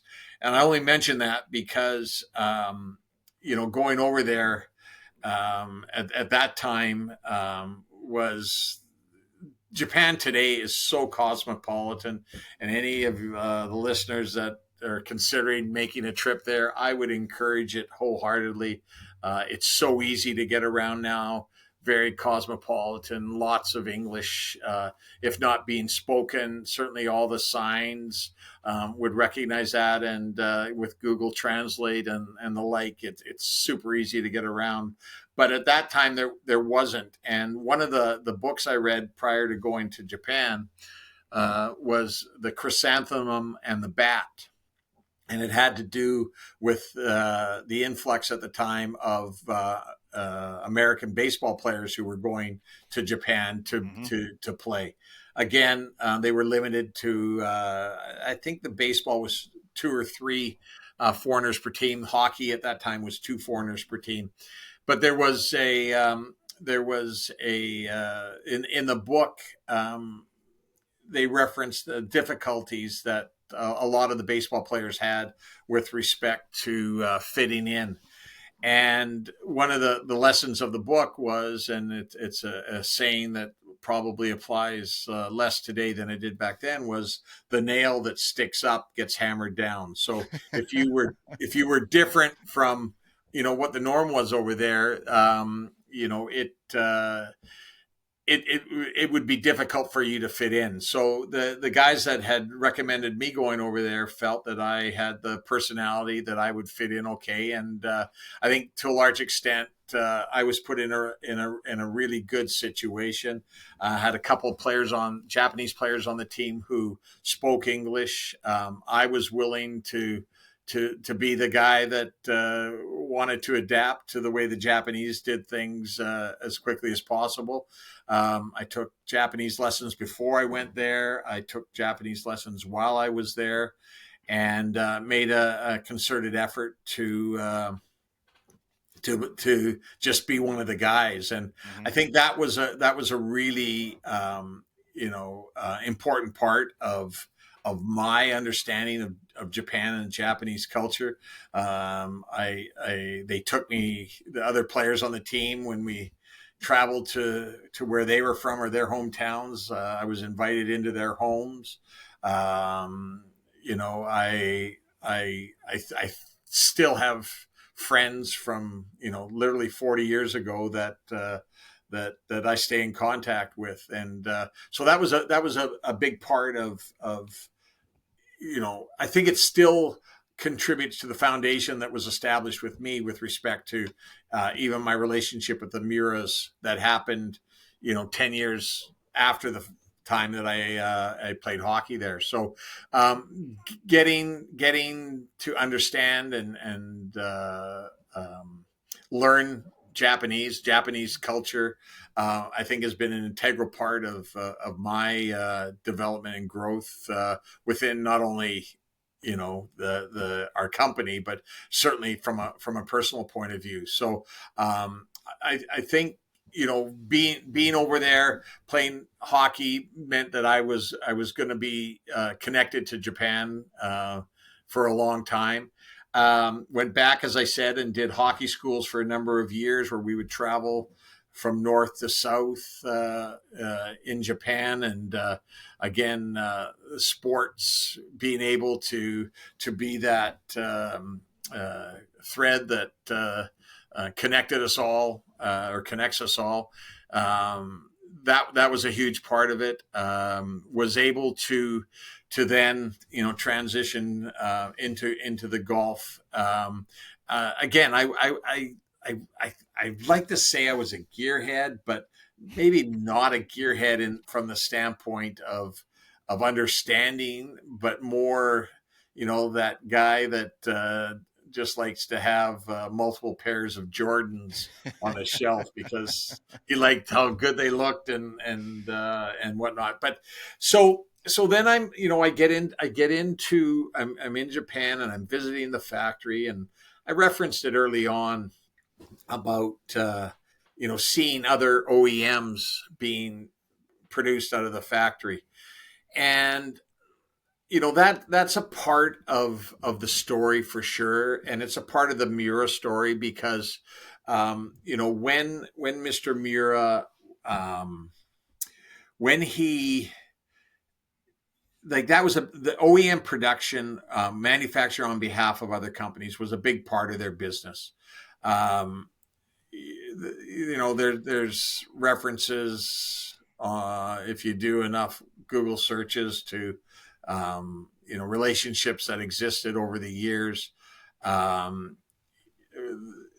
one of the things, and typically, if you ask Mr. Miura specifically about any relationship, he will say my relationship was with, for example, I'll use Marlin Mm-hmm. an Yeah, example. Marlin was that's an a older club. Japanese Great brand. clubs. Yeah, and Marlin, Mr. Muir had a relationship with the president of Marlin. Marlin, Jose played those for a long time. Jose Mariolazabal, Ian Woosnam both won their Mm-hmm. Masters playing Marlin clubs made at the Miura Factory. Laura Davies for years played Marlin clubs made at the Miura Factory. So Mr. Miura, because of his personal relationship with the president of Marlin, would tell that story. If you go to the Miura Factory and we're lucky enough to get into the boardroom, you would see TaylorMade clubs on display. The TaylorMade 300, the rack. I had a set of those, and a buddy of mine, he had his tour card. He gave them to me, and he said these were Miura made these, and Yeah. they were the 300. I think they were a 2 millimeter offset set that he didn't like, and he said, "You want these?" And when he said Miura, that was, I think, one of the first times I heard of Miura, and that would have been 2000 ish, Yeah, maybe even 2001. 1998, like because Yes, that model was played by, I Tom believe, Lehman played them for a long time. Layman, Yep. Couples, and L's all won with those. Retief Goosen played the Rack CB from 2003-4 TP version. So these were all clubs that I had seen within the factory, and that sort of piqued my interest a lot. And So I was think he that, doing contracted work for some of the OEMs for the tour pros, or for for only, or was it in for like a set? They were doing a special set. no, they were working with those companies within Japan. So Okay. TaylorMade Japan, or Nike Japan, or Cleveland Japan at the time. Well, obviously, it made its way through the tour pros, men and women, all the way to every tour, because And that they're and hearing and then they're yeah, going there. yeah, you would get that type of feedback. But if you'd ask Mr. Miura, he said my relationships with TaylorMade Japan, I don't Hmm. know who they're giving the clubs to, or whatnot.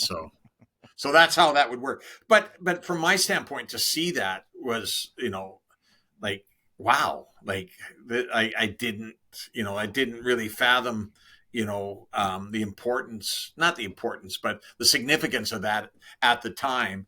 And again, the manufacturing process that at that time, was I think indicative of the quality of work that was, or quality of clubs that were being produced. So, Hmm. I so still kick myself for selling those clubs. well, and They were raw. They were hand ground in the TaylorMade plant from my friend, the sole. That's why I'd learned about the 1 degree. You can ease the leading edge about a degree, maybe two, depending on swing type, to get a different feel at impact. And then, like I said, he gave them to me, and they were they were finished, but the chrome had been ground off to get that sole how they wanted it. yeah, And then, stupid me, you're a kid, like, oh, I can sell these on eBay and say that they're tour issue from Japan, and $500 to a guy who's struggling to play professional golf is a lot of money back then. So yeah, it was, now they'd I be wish I had them. they'd be like that Shelby Mustang you sold for Yes. $1,400 back in the day. Exactly. I had a 1968 California Special Oh my gosh. Mustang, that I drove to university every day and sold for $3,500, which was 1,000 more than I paid for it, and didn't have the wherewithal to put it in a garage and a Mm, cover over it and come back. But I guess we've all got a story like that yes. somewhere in our lives, right? But yeah, to that point, the tour quality, stuff was like that was the only thing that Miura made, whether it was there under their own Japanese domestic brand Miura Geekin, or whether it was on behalf of other OEMs. There wasn't two separate processes, or Mm. there wasn't A weights, B weights, and C weights based on manufacturing, where the A weight was, if we're again talking 5 irons, was 257 grams, and the B weight might have been that 5 iron at 254 grams, and the C weight might have been at 260 grams, and you sorted them within that, and that's how it got there was only one club head weight, right? So that was one early on when we were talking earlier about the being at the forefront of club fitting and providing tour quality equipment to these club fitters. We were one of the first, and that was again, I think something that was special for, especially back in the day. I think every manufacturer has gotten really significantly improved at tolerances. You mentioned earlier on finding examples of whether it be additional weight to a hosel or head weights that weren't there, but to be able to deliver that quality of club, and know that if you saw Ray Floyd win the 2000 senior players championship playing Miura clubs, that you could have the same clubs, the exact same heads for yourself, or if it was KJ Choi winning the 2011 Players Championship playing Miura CB501s, at that time you could get the same clubs, whether it was Ryan Moore playing with a PP 9003, winning the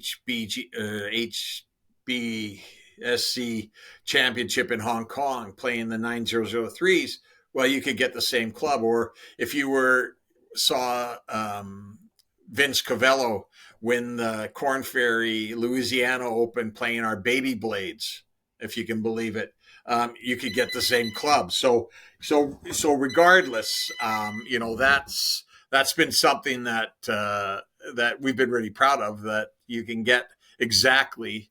There's only one Miura factory, and there's only one set of clubs made. So I think we veered off your original question about me, but it all revolved around that, being able to see this tour quality equipment when I was in Japan, and been lucky enough to have traveled to Japan for over 40 years, and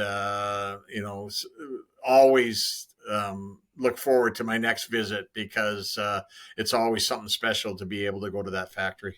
I can imagine it's got to be like the only thing I can compare it to, as we're coming up on, is walking to Augusta National for the first time. That people just walk on those grounds, and they eyes are just, regardless of your age, everybody looks like a 4-year-old, because they're at Christmas, because their eyes are just huge, and sometimes their jaw drops. I don't think any tongues fall out, because they might get escorted off the property. But Yeah, it's probably. you see it. I've been lucky enough. I think I've gone a dozen to 2 dozen times, because I live 2.5 hours away. So someone comes to town, I'll go with them, and I see it every single year, and it's just great to see. I could imagine that it's got to be somewhat of a similar feeling if you're in the club business, walking into that factory, knowing that the types of products that have come out of there and what it's done in the game. Yeah, I think you're bang on again. That the, I mean, and probably the reference to Augusta is an appropriate one from the standpoint of expectation, right? Like living up to expectation, with respect to visiting Augusta National. Like anybody could tell you this, you're going to come here and this is what you're going to see, and you're not going to believe the elevation change from the clubhouse to the 10th green, and even walking down the first fairway, the tee box is so much higher than where it starts to go uphill, like, and then you get there and you go, oh my god, right? Like you weren't exaggerating, right? Like, And how many times a day do you see people going on the crosswalk and they stop and they just have to kneel down to touch the grass because they say there's no way that grass can look this good. It's got to be fake. Nope, it's real. I mean, It's like amazing. it, and we talked about guardians of the brand, right? Mm-hmm. When you look at how special, uh, like the guys watching the crosswalks that come from clubs all over, America, and you start talking with somebody, as they rope it off, and they take ownership of what they're doing, right? They for that week, that's their piece of real estate, and they take pride in it. And everybody that attends there, based on the culture, and we were talking culture earlier, you know nobody even considers not putting their garbage in a garbage bin. Yes, exactly. No running. Yeah, we're not going to run anywhere on the course. This I think you can look at it a little bit and say, oh, they're micromanaging, but it's a culture. That you cannot ask for an autograph on the putting green side of that clubhouse. Mm-hmm. The players are comfortable there. They can walk, from the clubhouse to the putting green and not, be a cost it's a culture established and everybody takes ownership of it. So, that guy next to you might say, hey, you can't go there. Not because he's trying to micromanage you, but because he wants you to respect what he respects. And that's a good part of it. And at the factory, again, once you're in there and just can see everything start to finish from that billet of soft carbon steel through the 14-step process. And every step of the way, there's a scale beside the station that's where clubs being worked on. Like you're just going, oh my God, like I get it. I understand it now. It Like, makes so much sense. well, it does. Like, you'll be where, they're attaching, as I said, the hosels by a spin forging process. And there's a tray of 50 club heads. And, Shinya Miura has a habit of, when somebody new's coming through the factory, he'll go to that tray and they're in rough shape. They've still got edges on them. They need to be grinding, but he starts pulling these heads out of this tray, and each one of them is within a gram of one another. And like, you're like, how can that be at this point in the process? But that's how it is. And then when they get to the final grinding stage, and Yoshitaka, or one of the craftsmen, is working on the final details of polishing and whatnot, he's checking. He knows when he gets that club head arrives at a station, he needs to take 1.3 grams off the club head to make it right. And he's doing that. He's not taking 1.5 grams off. He's not Yeah, taking 1.1 grams off. He's taking 1.2 grams off. without affecting the playability of how the club was designed. That's the kicker to me. That not, Exactly. I mean, it's fascinating enough and unbelievable that they can get it exactly 1.3 grams, like you said. But to get the 1.3 grams and not affect the playability of the club design is beyond unbelievable.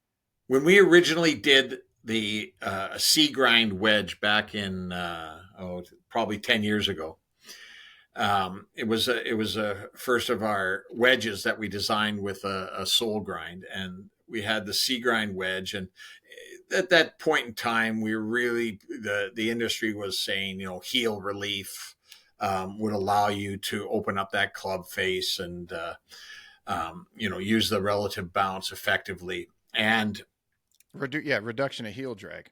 right, exactly. Yep.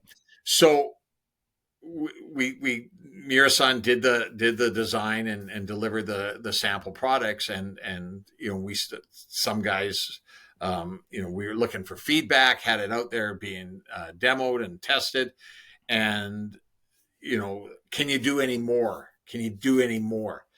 And Miura-san would come back and say, I can, but I still need that wedge head to act correctly, to maintain its integrity.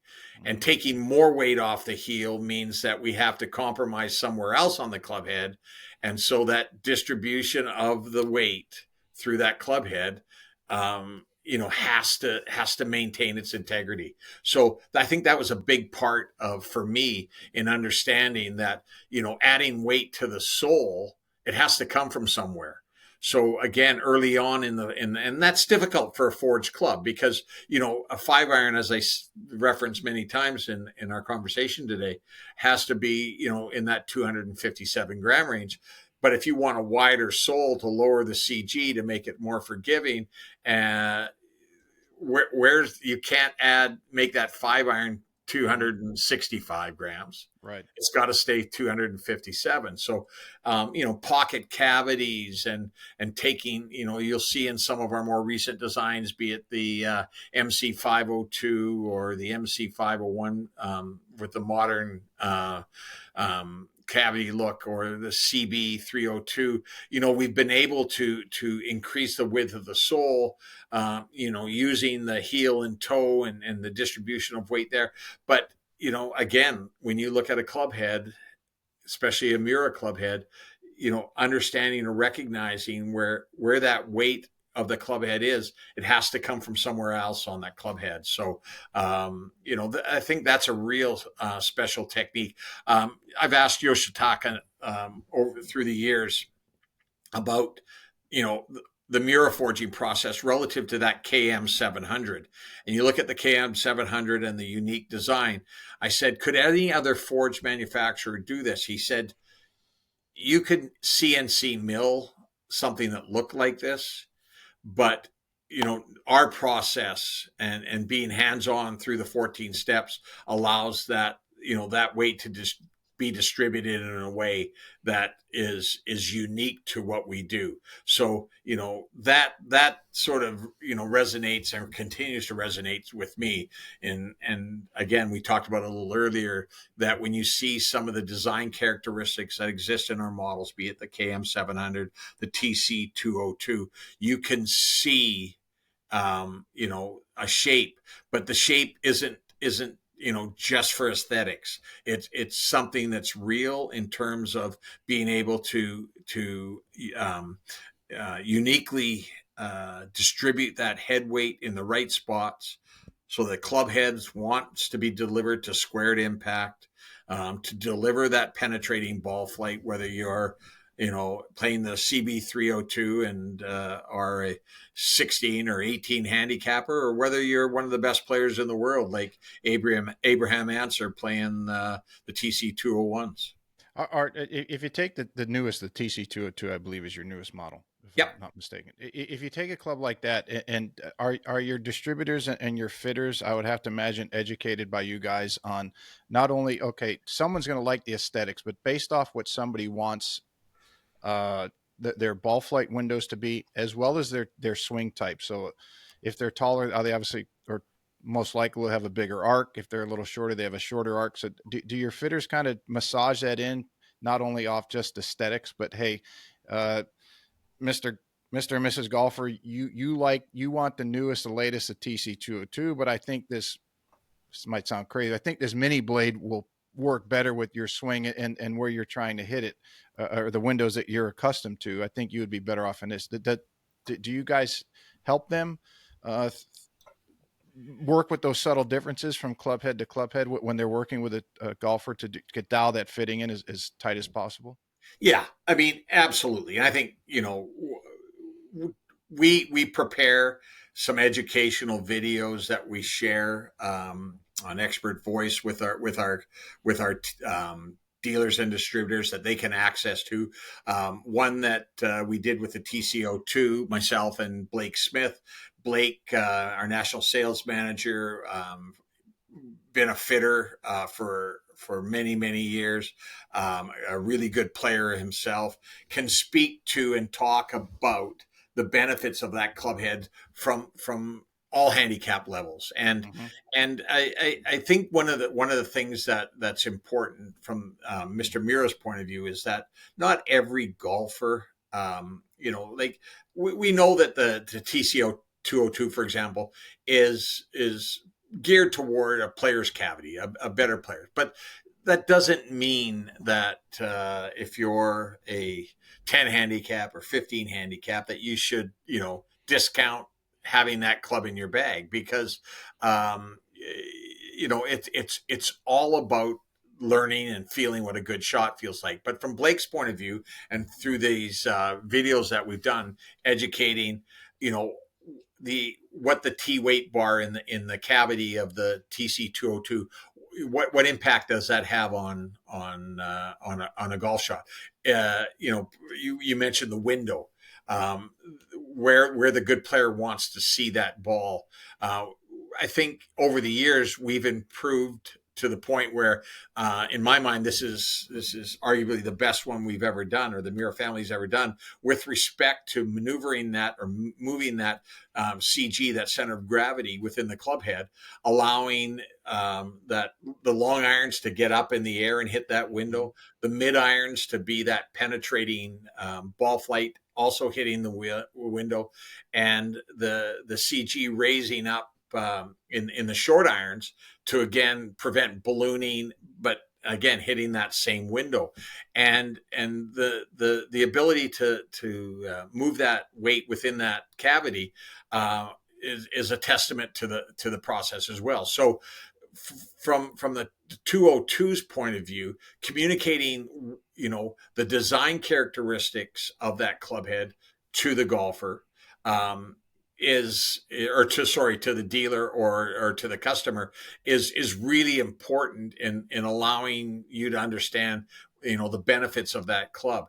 I think I've often said, if you've never hit a Miura iron before, the TC202 is one you should hit, because based on the sole design, based on that T-bar in the cavity, allowing for the specific and unique placement of the center of gravity, the sole grind, as I mentioned, with that leading edge, the Y grind, it's going to allow you to feel what a Miura club delivers.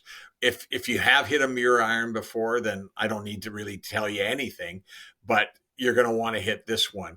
The unique characteristics that exist in Miura, the feel, um, certainly that's a big part of it. We talked about the solid feel earlier, the sound, and I think that's an underrated part of the Miura story. Again, whether it's Miura-san himself, on his haunches listening to contact, or whether it's your playing partner from across the fairway who says, "Oh, that sounded good." Um, you know, Auditory feedback is, I think, really, really Mm-hmm. important part of golf. And then the looks. I mean, I think consistent. The Miura satin finish is obviously something that we think is ubiquitous with our irons, and certainly a large part of what we're doing. So sound, look, and feel.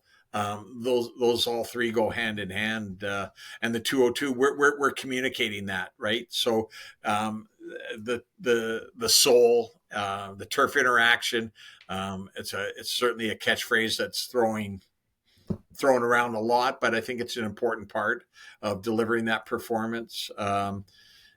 I think the 202 really emphasizes the forging process and our manufacturing process, what we've been able to accomplish not only with this club, but with all clubs, or all that we're doing. So there's a lot to be said, but sharing that information, that's the most important part.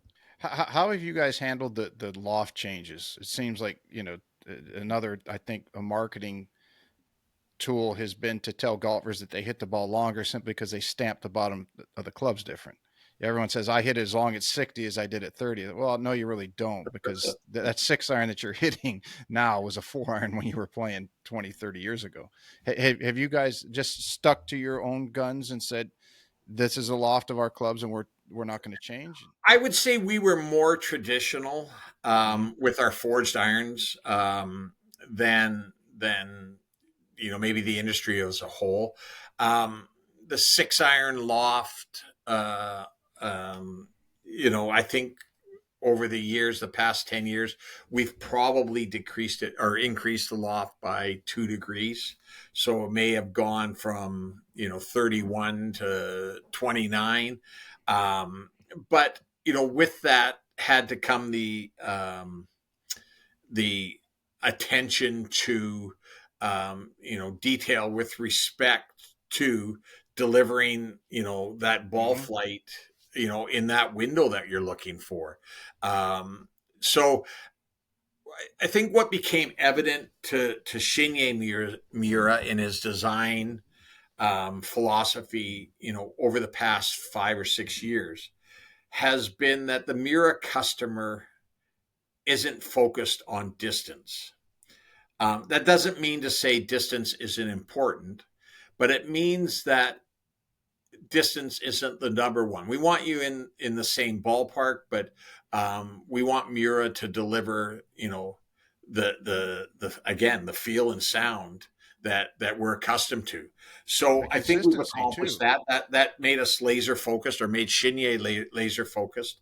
And I think recognizing that, as satisfying as the 300-yard drive can be, the 136-yard shot to a tucked pin over a bunker, and being able to deliver the precision needed for that was a feeling that most golfers covet. Mm-hmm. Very much so. And the length when you start cranking lofts down, you better alter the length of that club, or else the golfer. I mean, look at today's game. You got stronger lofts, and if they're making them the same length, obviously you're not going to get up in the air as much. And now you got balls that are harder, they aren't spinning as much. And golfers are like, well, why can't I stop the ball on the green anymore? I can't get to these pins. Well, geez, I wonder why. It's not very difficult. You're hitting line drives, and listen, like, I mean, the again,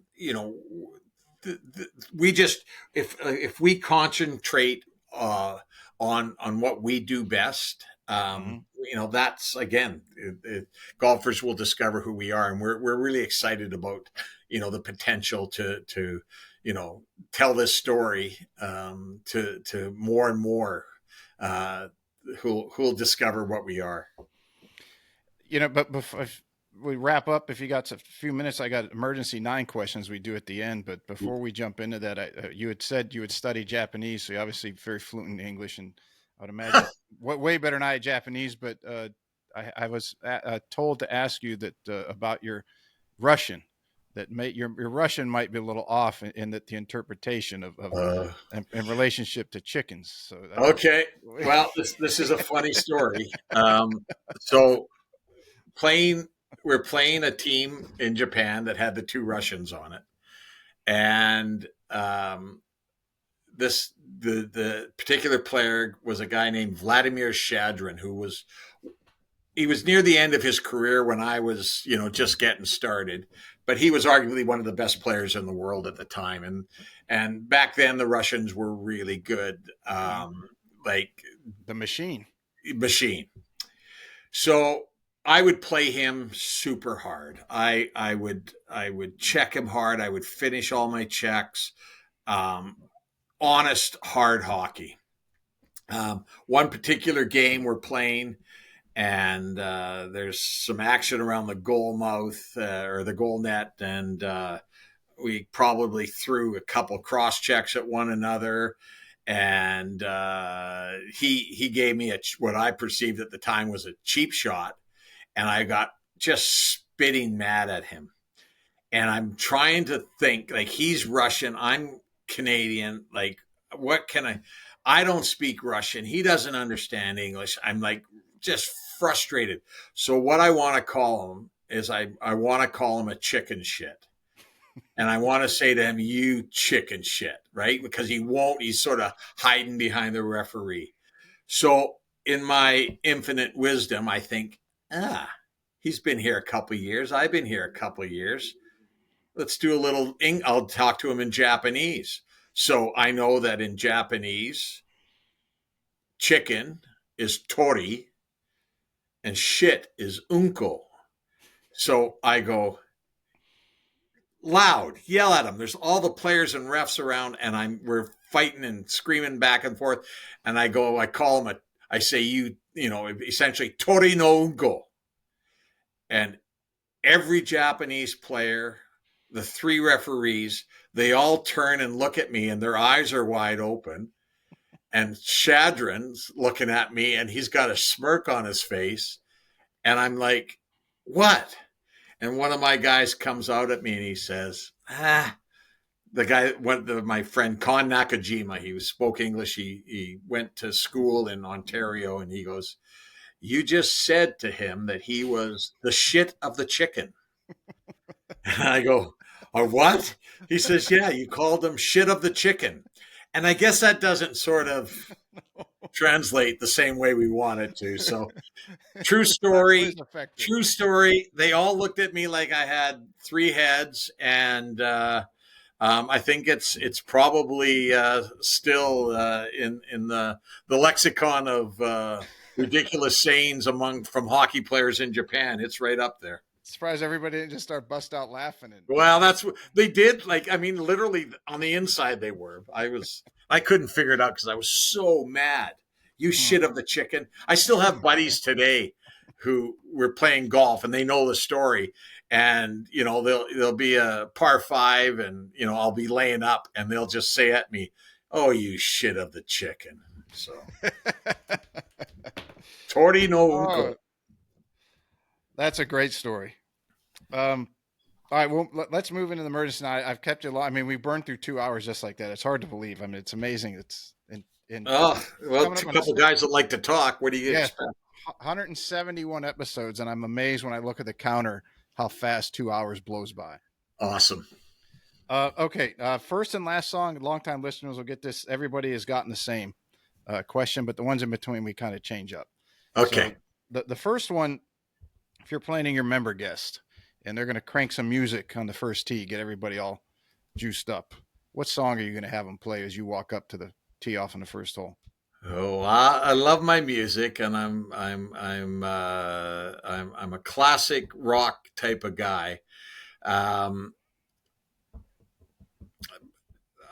probably something AC/DC just to get us going if that's the first song of the day. All right, cool. That's a good one. They got plenty of them to choose from too. In your opinion, because you're a golf enthusiast, who's got the prettiest swing in the world? Well, I mean, it sounds maybe like a little bit of nepotism based on our collaboration, but I think Adam Scott's swing, I could watch it all day long. Yeah, you could put that in a loop. I don't think anyone's going to argue with you on that one either. Yeah. All right, moving along. Hollywood calls you and they said, Bill, we followed your story. We heard you on the Golf 360 podcast. We checked you out. We followed this story as best we could, and we want to make a movie about your life. And we're going to let you choose what actor plays you. Who are you going to have him pick? I would love to say Will Ferrell, but how about Hugh Grant? There you go. That's a good one. Got to go with that one. Very good choice on that one. All right. Let's see. Your go-to condiment for a hot dog on the turn.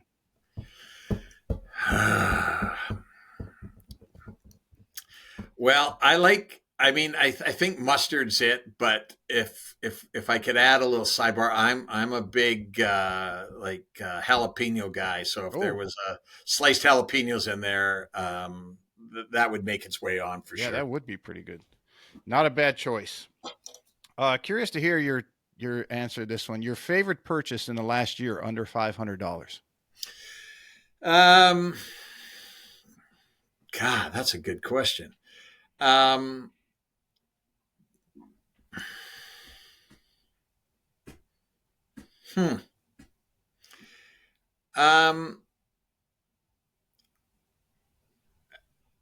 don't know if it qualifies because I'm probably over the limit right now in terms of total number. But when I run or when I walk, I'm a big audio book guy, and I think the Audible subscription where I can download books and get into my own world, that's been a certainly something I've really enjoyed.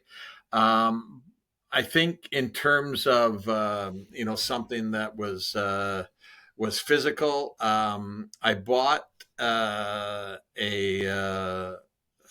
pair of Echo golf shoes that buddies were wearing, and I'm happy to say that they made walking the courses much more enjoyable, which I do a lot. So that might qualify too. Yeah, that would be in there too. We'll put them both in there. All right. What's worse, a well done steak or iron covers? Oh man. I guess as I was writing this, I picked that one again. That's a common one. I would, Uh particularly for you, given that you guys make two of yeah. the best irons in the world.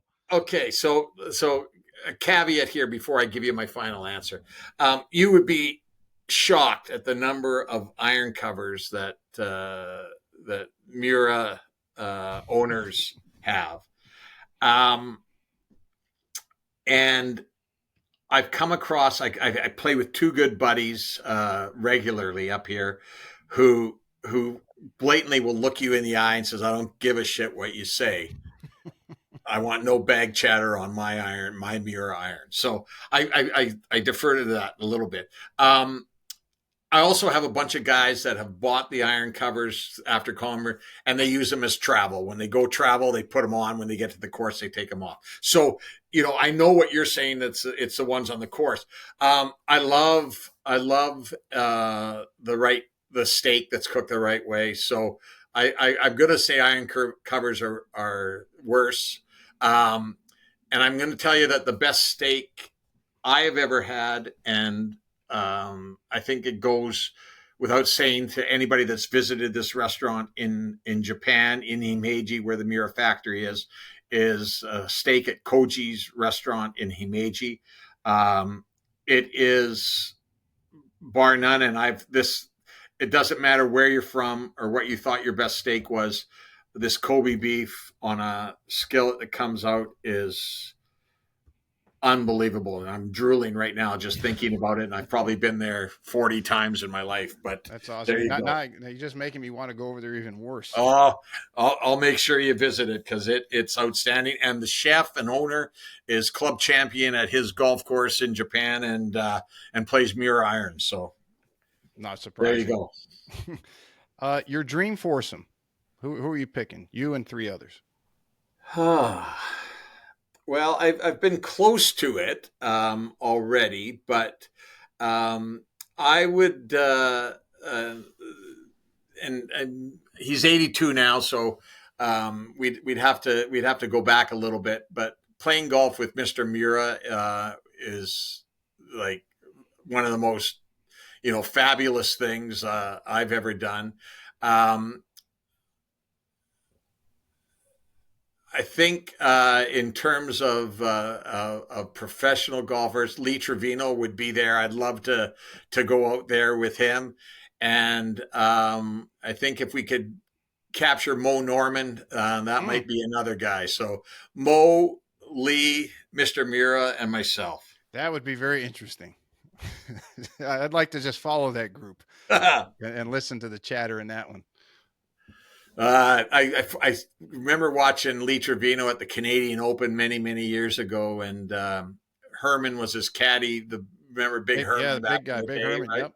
Yeah, Hmm. and he was on the left side of the fairway, and he happened to hit it, and we were standing right there, and um, Trevino got up there with a 3-wood, and sort of looking at the shot, and then he asked us to back up a bit because we were right on the ropes, and he was pretty close to it, and we sort of looked at him like a little with like, well, and we figured out that he was going to hit about a 30-yard cut, and that's why we had to move as opposed to going straight at the flag. So he never quit talking this whole time over the ball, and I think that would have been awesome to there. And Mo Norman I saw at a Canadian Open one time as well, and I'll never forget that he's not playing, but he's hitting balls on the range, and Nick Price must have sat there behind him for a half hour watching him hit ball after ball after ball after ball, all just Hmm. like perfect shots. So there you go. Yeah, that'd be very cool. This one I'm also interested to hear your answer. Your favorite sushi roll? I'm sure I you've had some pretty damn good Yeah, sushi. I've been obviously Japanese cuisine's been a big part of my life. Still love it. I'm a fan of nigiri sushi, which is the individual pieces, Hmm. sashimi without the rice. But if you're gonna ask me just a roll, pretty. I mean, maybe a spicy tuna roll would Ah, would would be the one I would go to. I mean, certainly that I don't think judging by this physique, there's been a sushi roll that wouldn't be in my favorite category, but maybe a little spicy tuna would be do the trick. that's mine. Here locally, we got a great sushi, Hanoki's on Hilton Head. Anyone that's been here will know it. I've been in Nobu in New York, and it's pretty damn close to equal to Awesome. Nobu. And my favorite, the Hanoki roll, is spicy tuna with it's a tempura asparagus and Yeah, then spicy mayo on the inside. Oh, I get the same thing every time.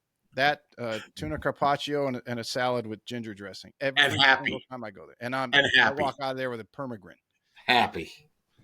The last one, in your opinion, and I'm very curious on this one too, since you will span both careers. In your opinion, who's the in golf? Who's the greatest of all time? Who's the goat? Huh. Um,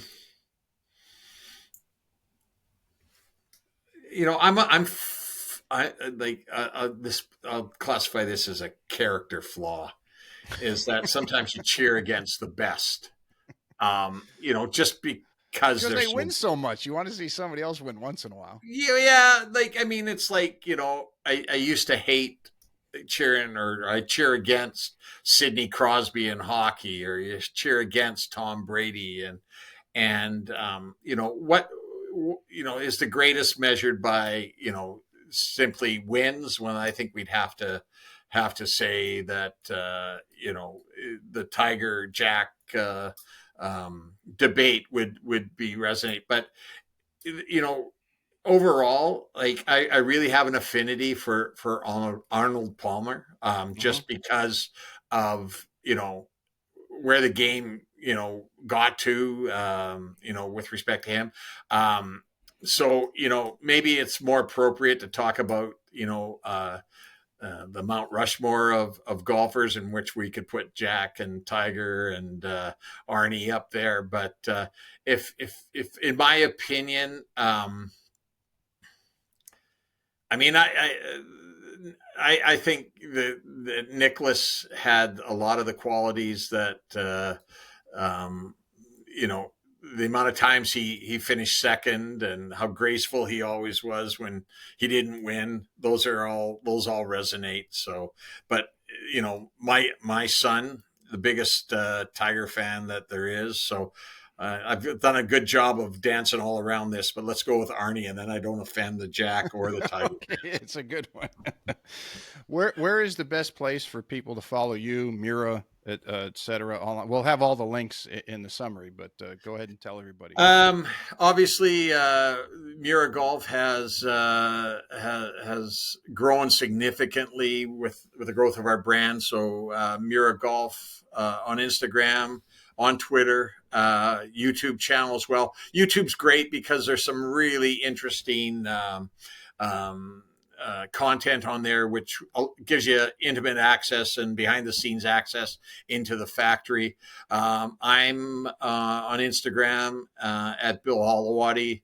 Um, not too active on Twitter, but you'll find me on Instagram posting a little stuff now and then, especially if I'm traveling to Japan, and give you a little insight into my travels there. They get on me to do that more and more, and I'm my next trip. I promise we'll start when we land in Japan and get on the bullet train and then make the trip there. I've been lucky enough to golf in Japan so many times. Um, one of my favorite courses in the world is an hour and a half from the Miura Factory. It's Hirono Country Club, and Mhm. Hirono's a Donald Allison design, always rated in the top 25 in the world. And probably if it was more accessible to more people, it would be rated even higher. So I'm blessed to have been able to play there. So I hopefully will give some more content to anybody that makes their way to my page. Yes, I'd love to see it. I'll be following, and I'm sure after hearing this today, a lot will. Um, if people want to get fit, check. They want to get Miura clubs. The best way through your all's website, and then one of your selected partner dealers. Yeah, there's a dealer locator on there. Certainly,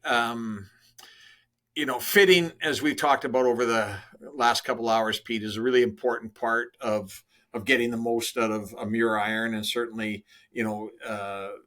being the pathway to enjoying game of golf. Mhm. Our dealer locator, we acknowledge premier dealers. They'll typically be able to offer fitting into any number of our models, but you know the Miura experience isn't limited to those dealers.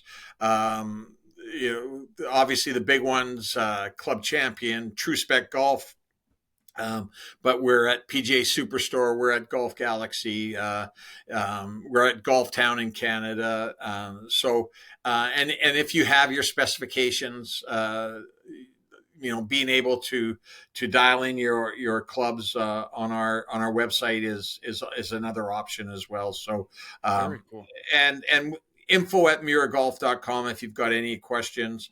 I think sometimes that personal contact with somebody in our offices is going to make the difference in terms of getting you pointed in the right direction. So Awesome. Well, Bill, it's been great. I'm sure everybody got to hear all about the company, the process, the culture, what makes Miura so great, and the beacon for everybody to aspire to be in the club business. It's been awesome. I can't thank you enough for coming on. well, Pete, it's my pleasure. I'd love to do it again at some point. We'll give the audience a little bit of a break and not follow up in the near future, but down the road. Um, I often end conversations with a quote that a writer gave me years ago in describing our golf clubs, and I think it's appropriate to reinforce the passion that I have certainly for our brand and the Miura family, but also for any of the listeners that have been lucky enough to hit a Miura iron. And essentially it says Miura irons have one of the most unique and surprisingly powerful feel and sounds around. At impact, there is an incredibly dense vibrational sensation that is accompanied by one of the deepest audible tones, which somehow still maintains a level of crispness that can only be described as unique and addicting. Um, Powerful words from someone who did a review on our irons, but it's stuck with me over the years.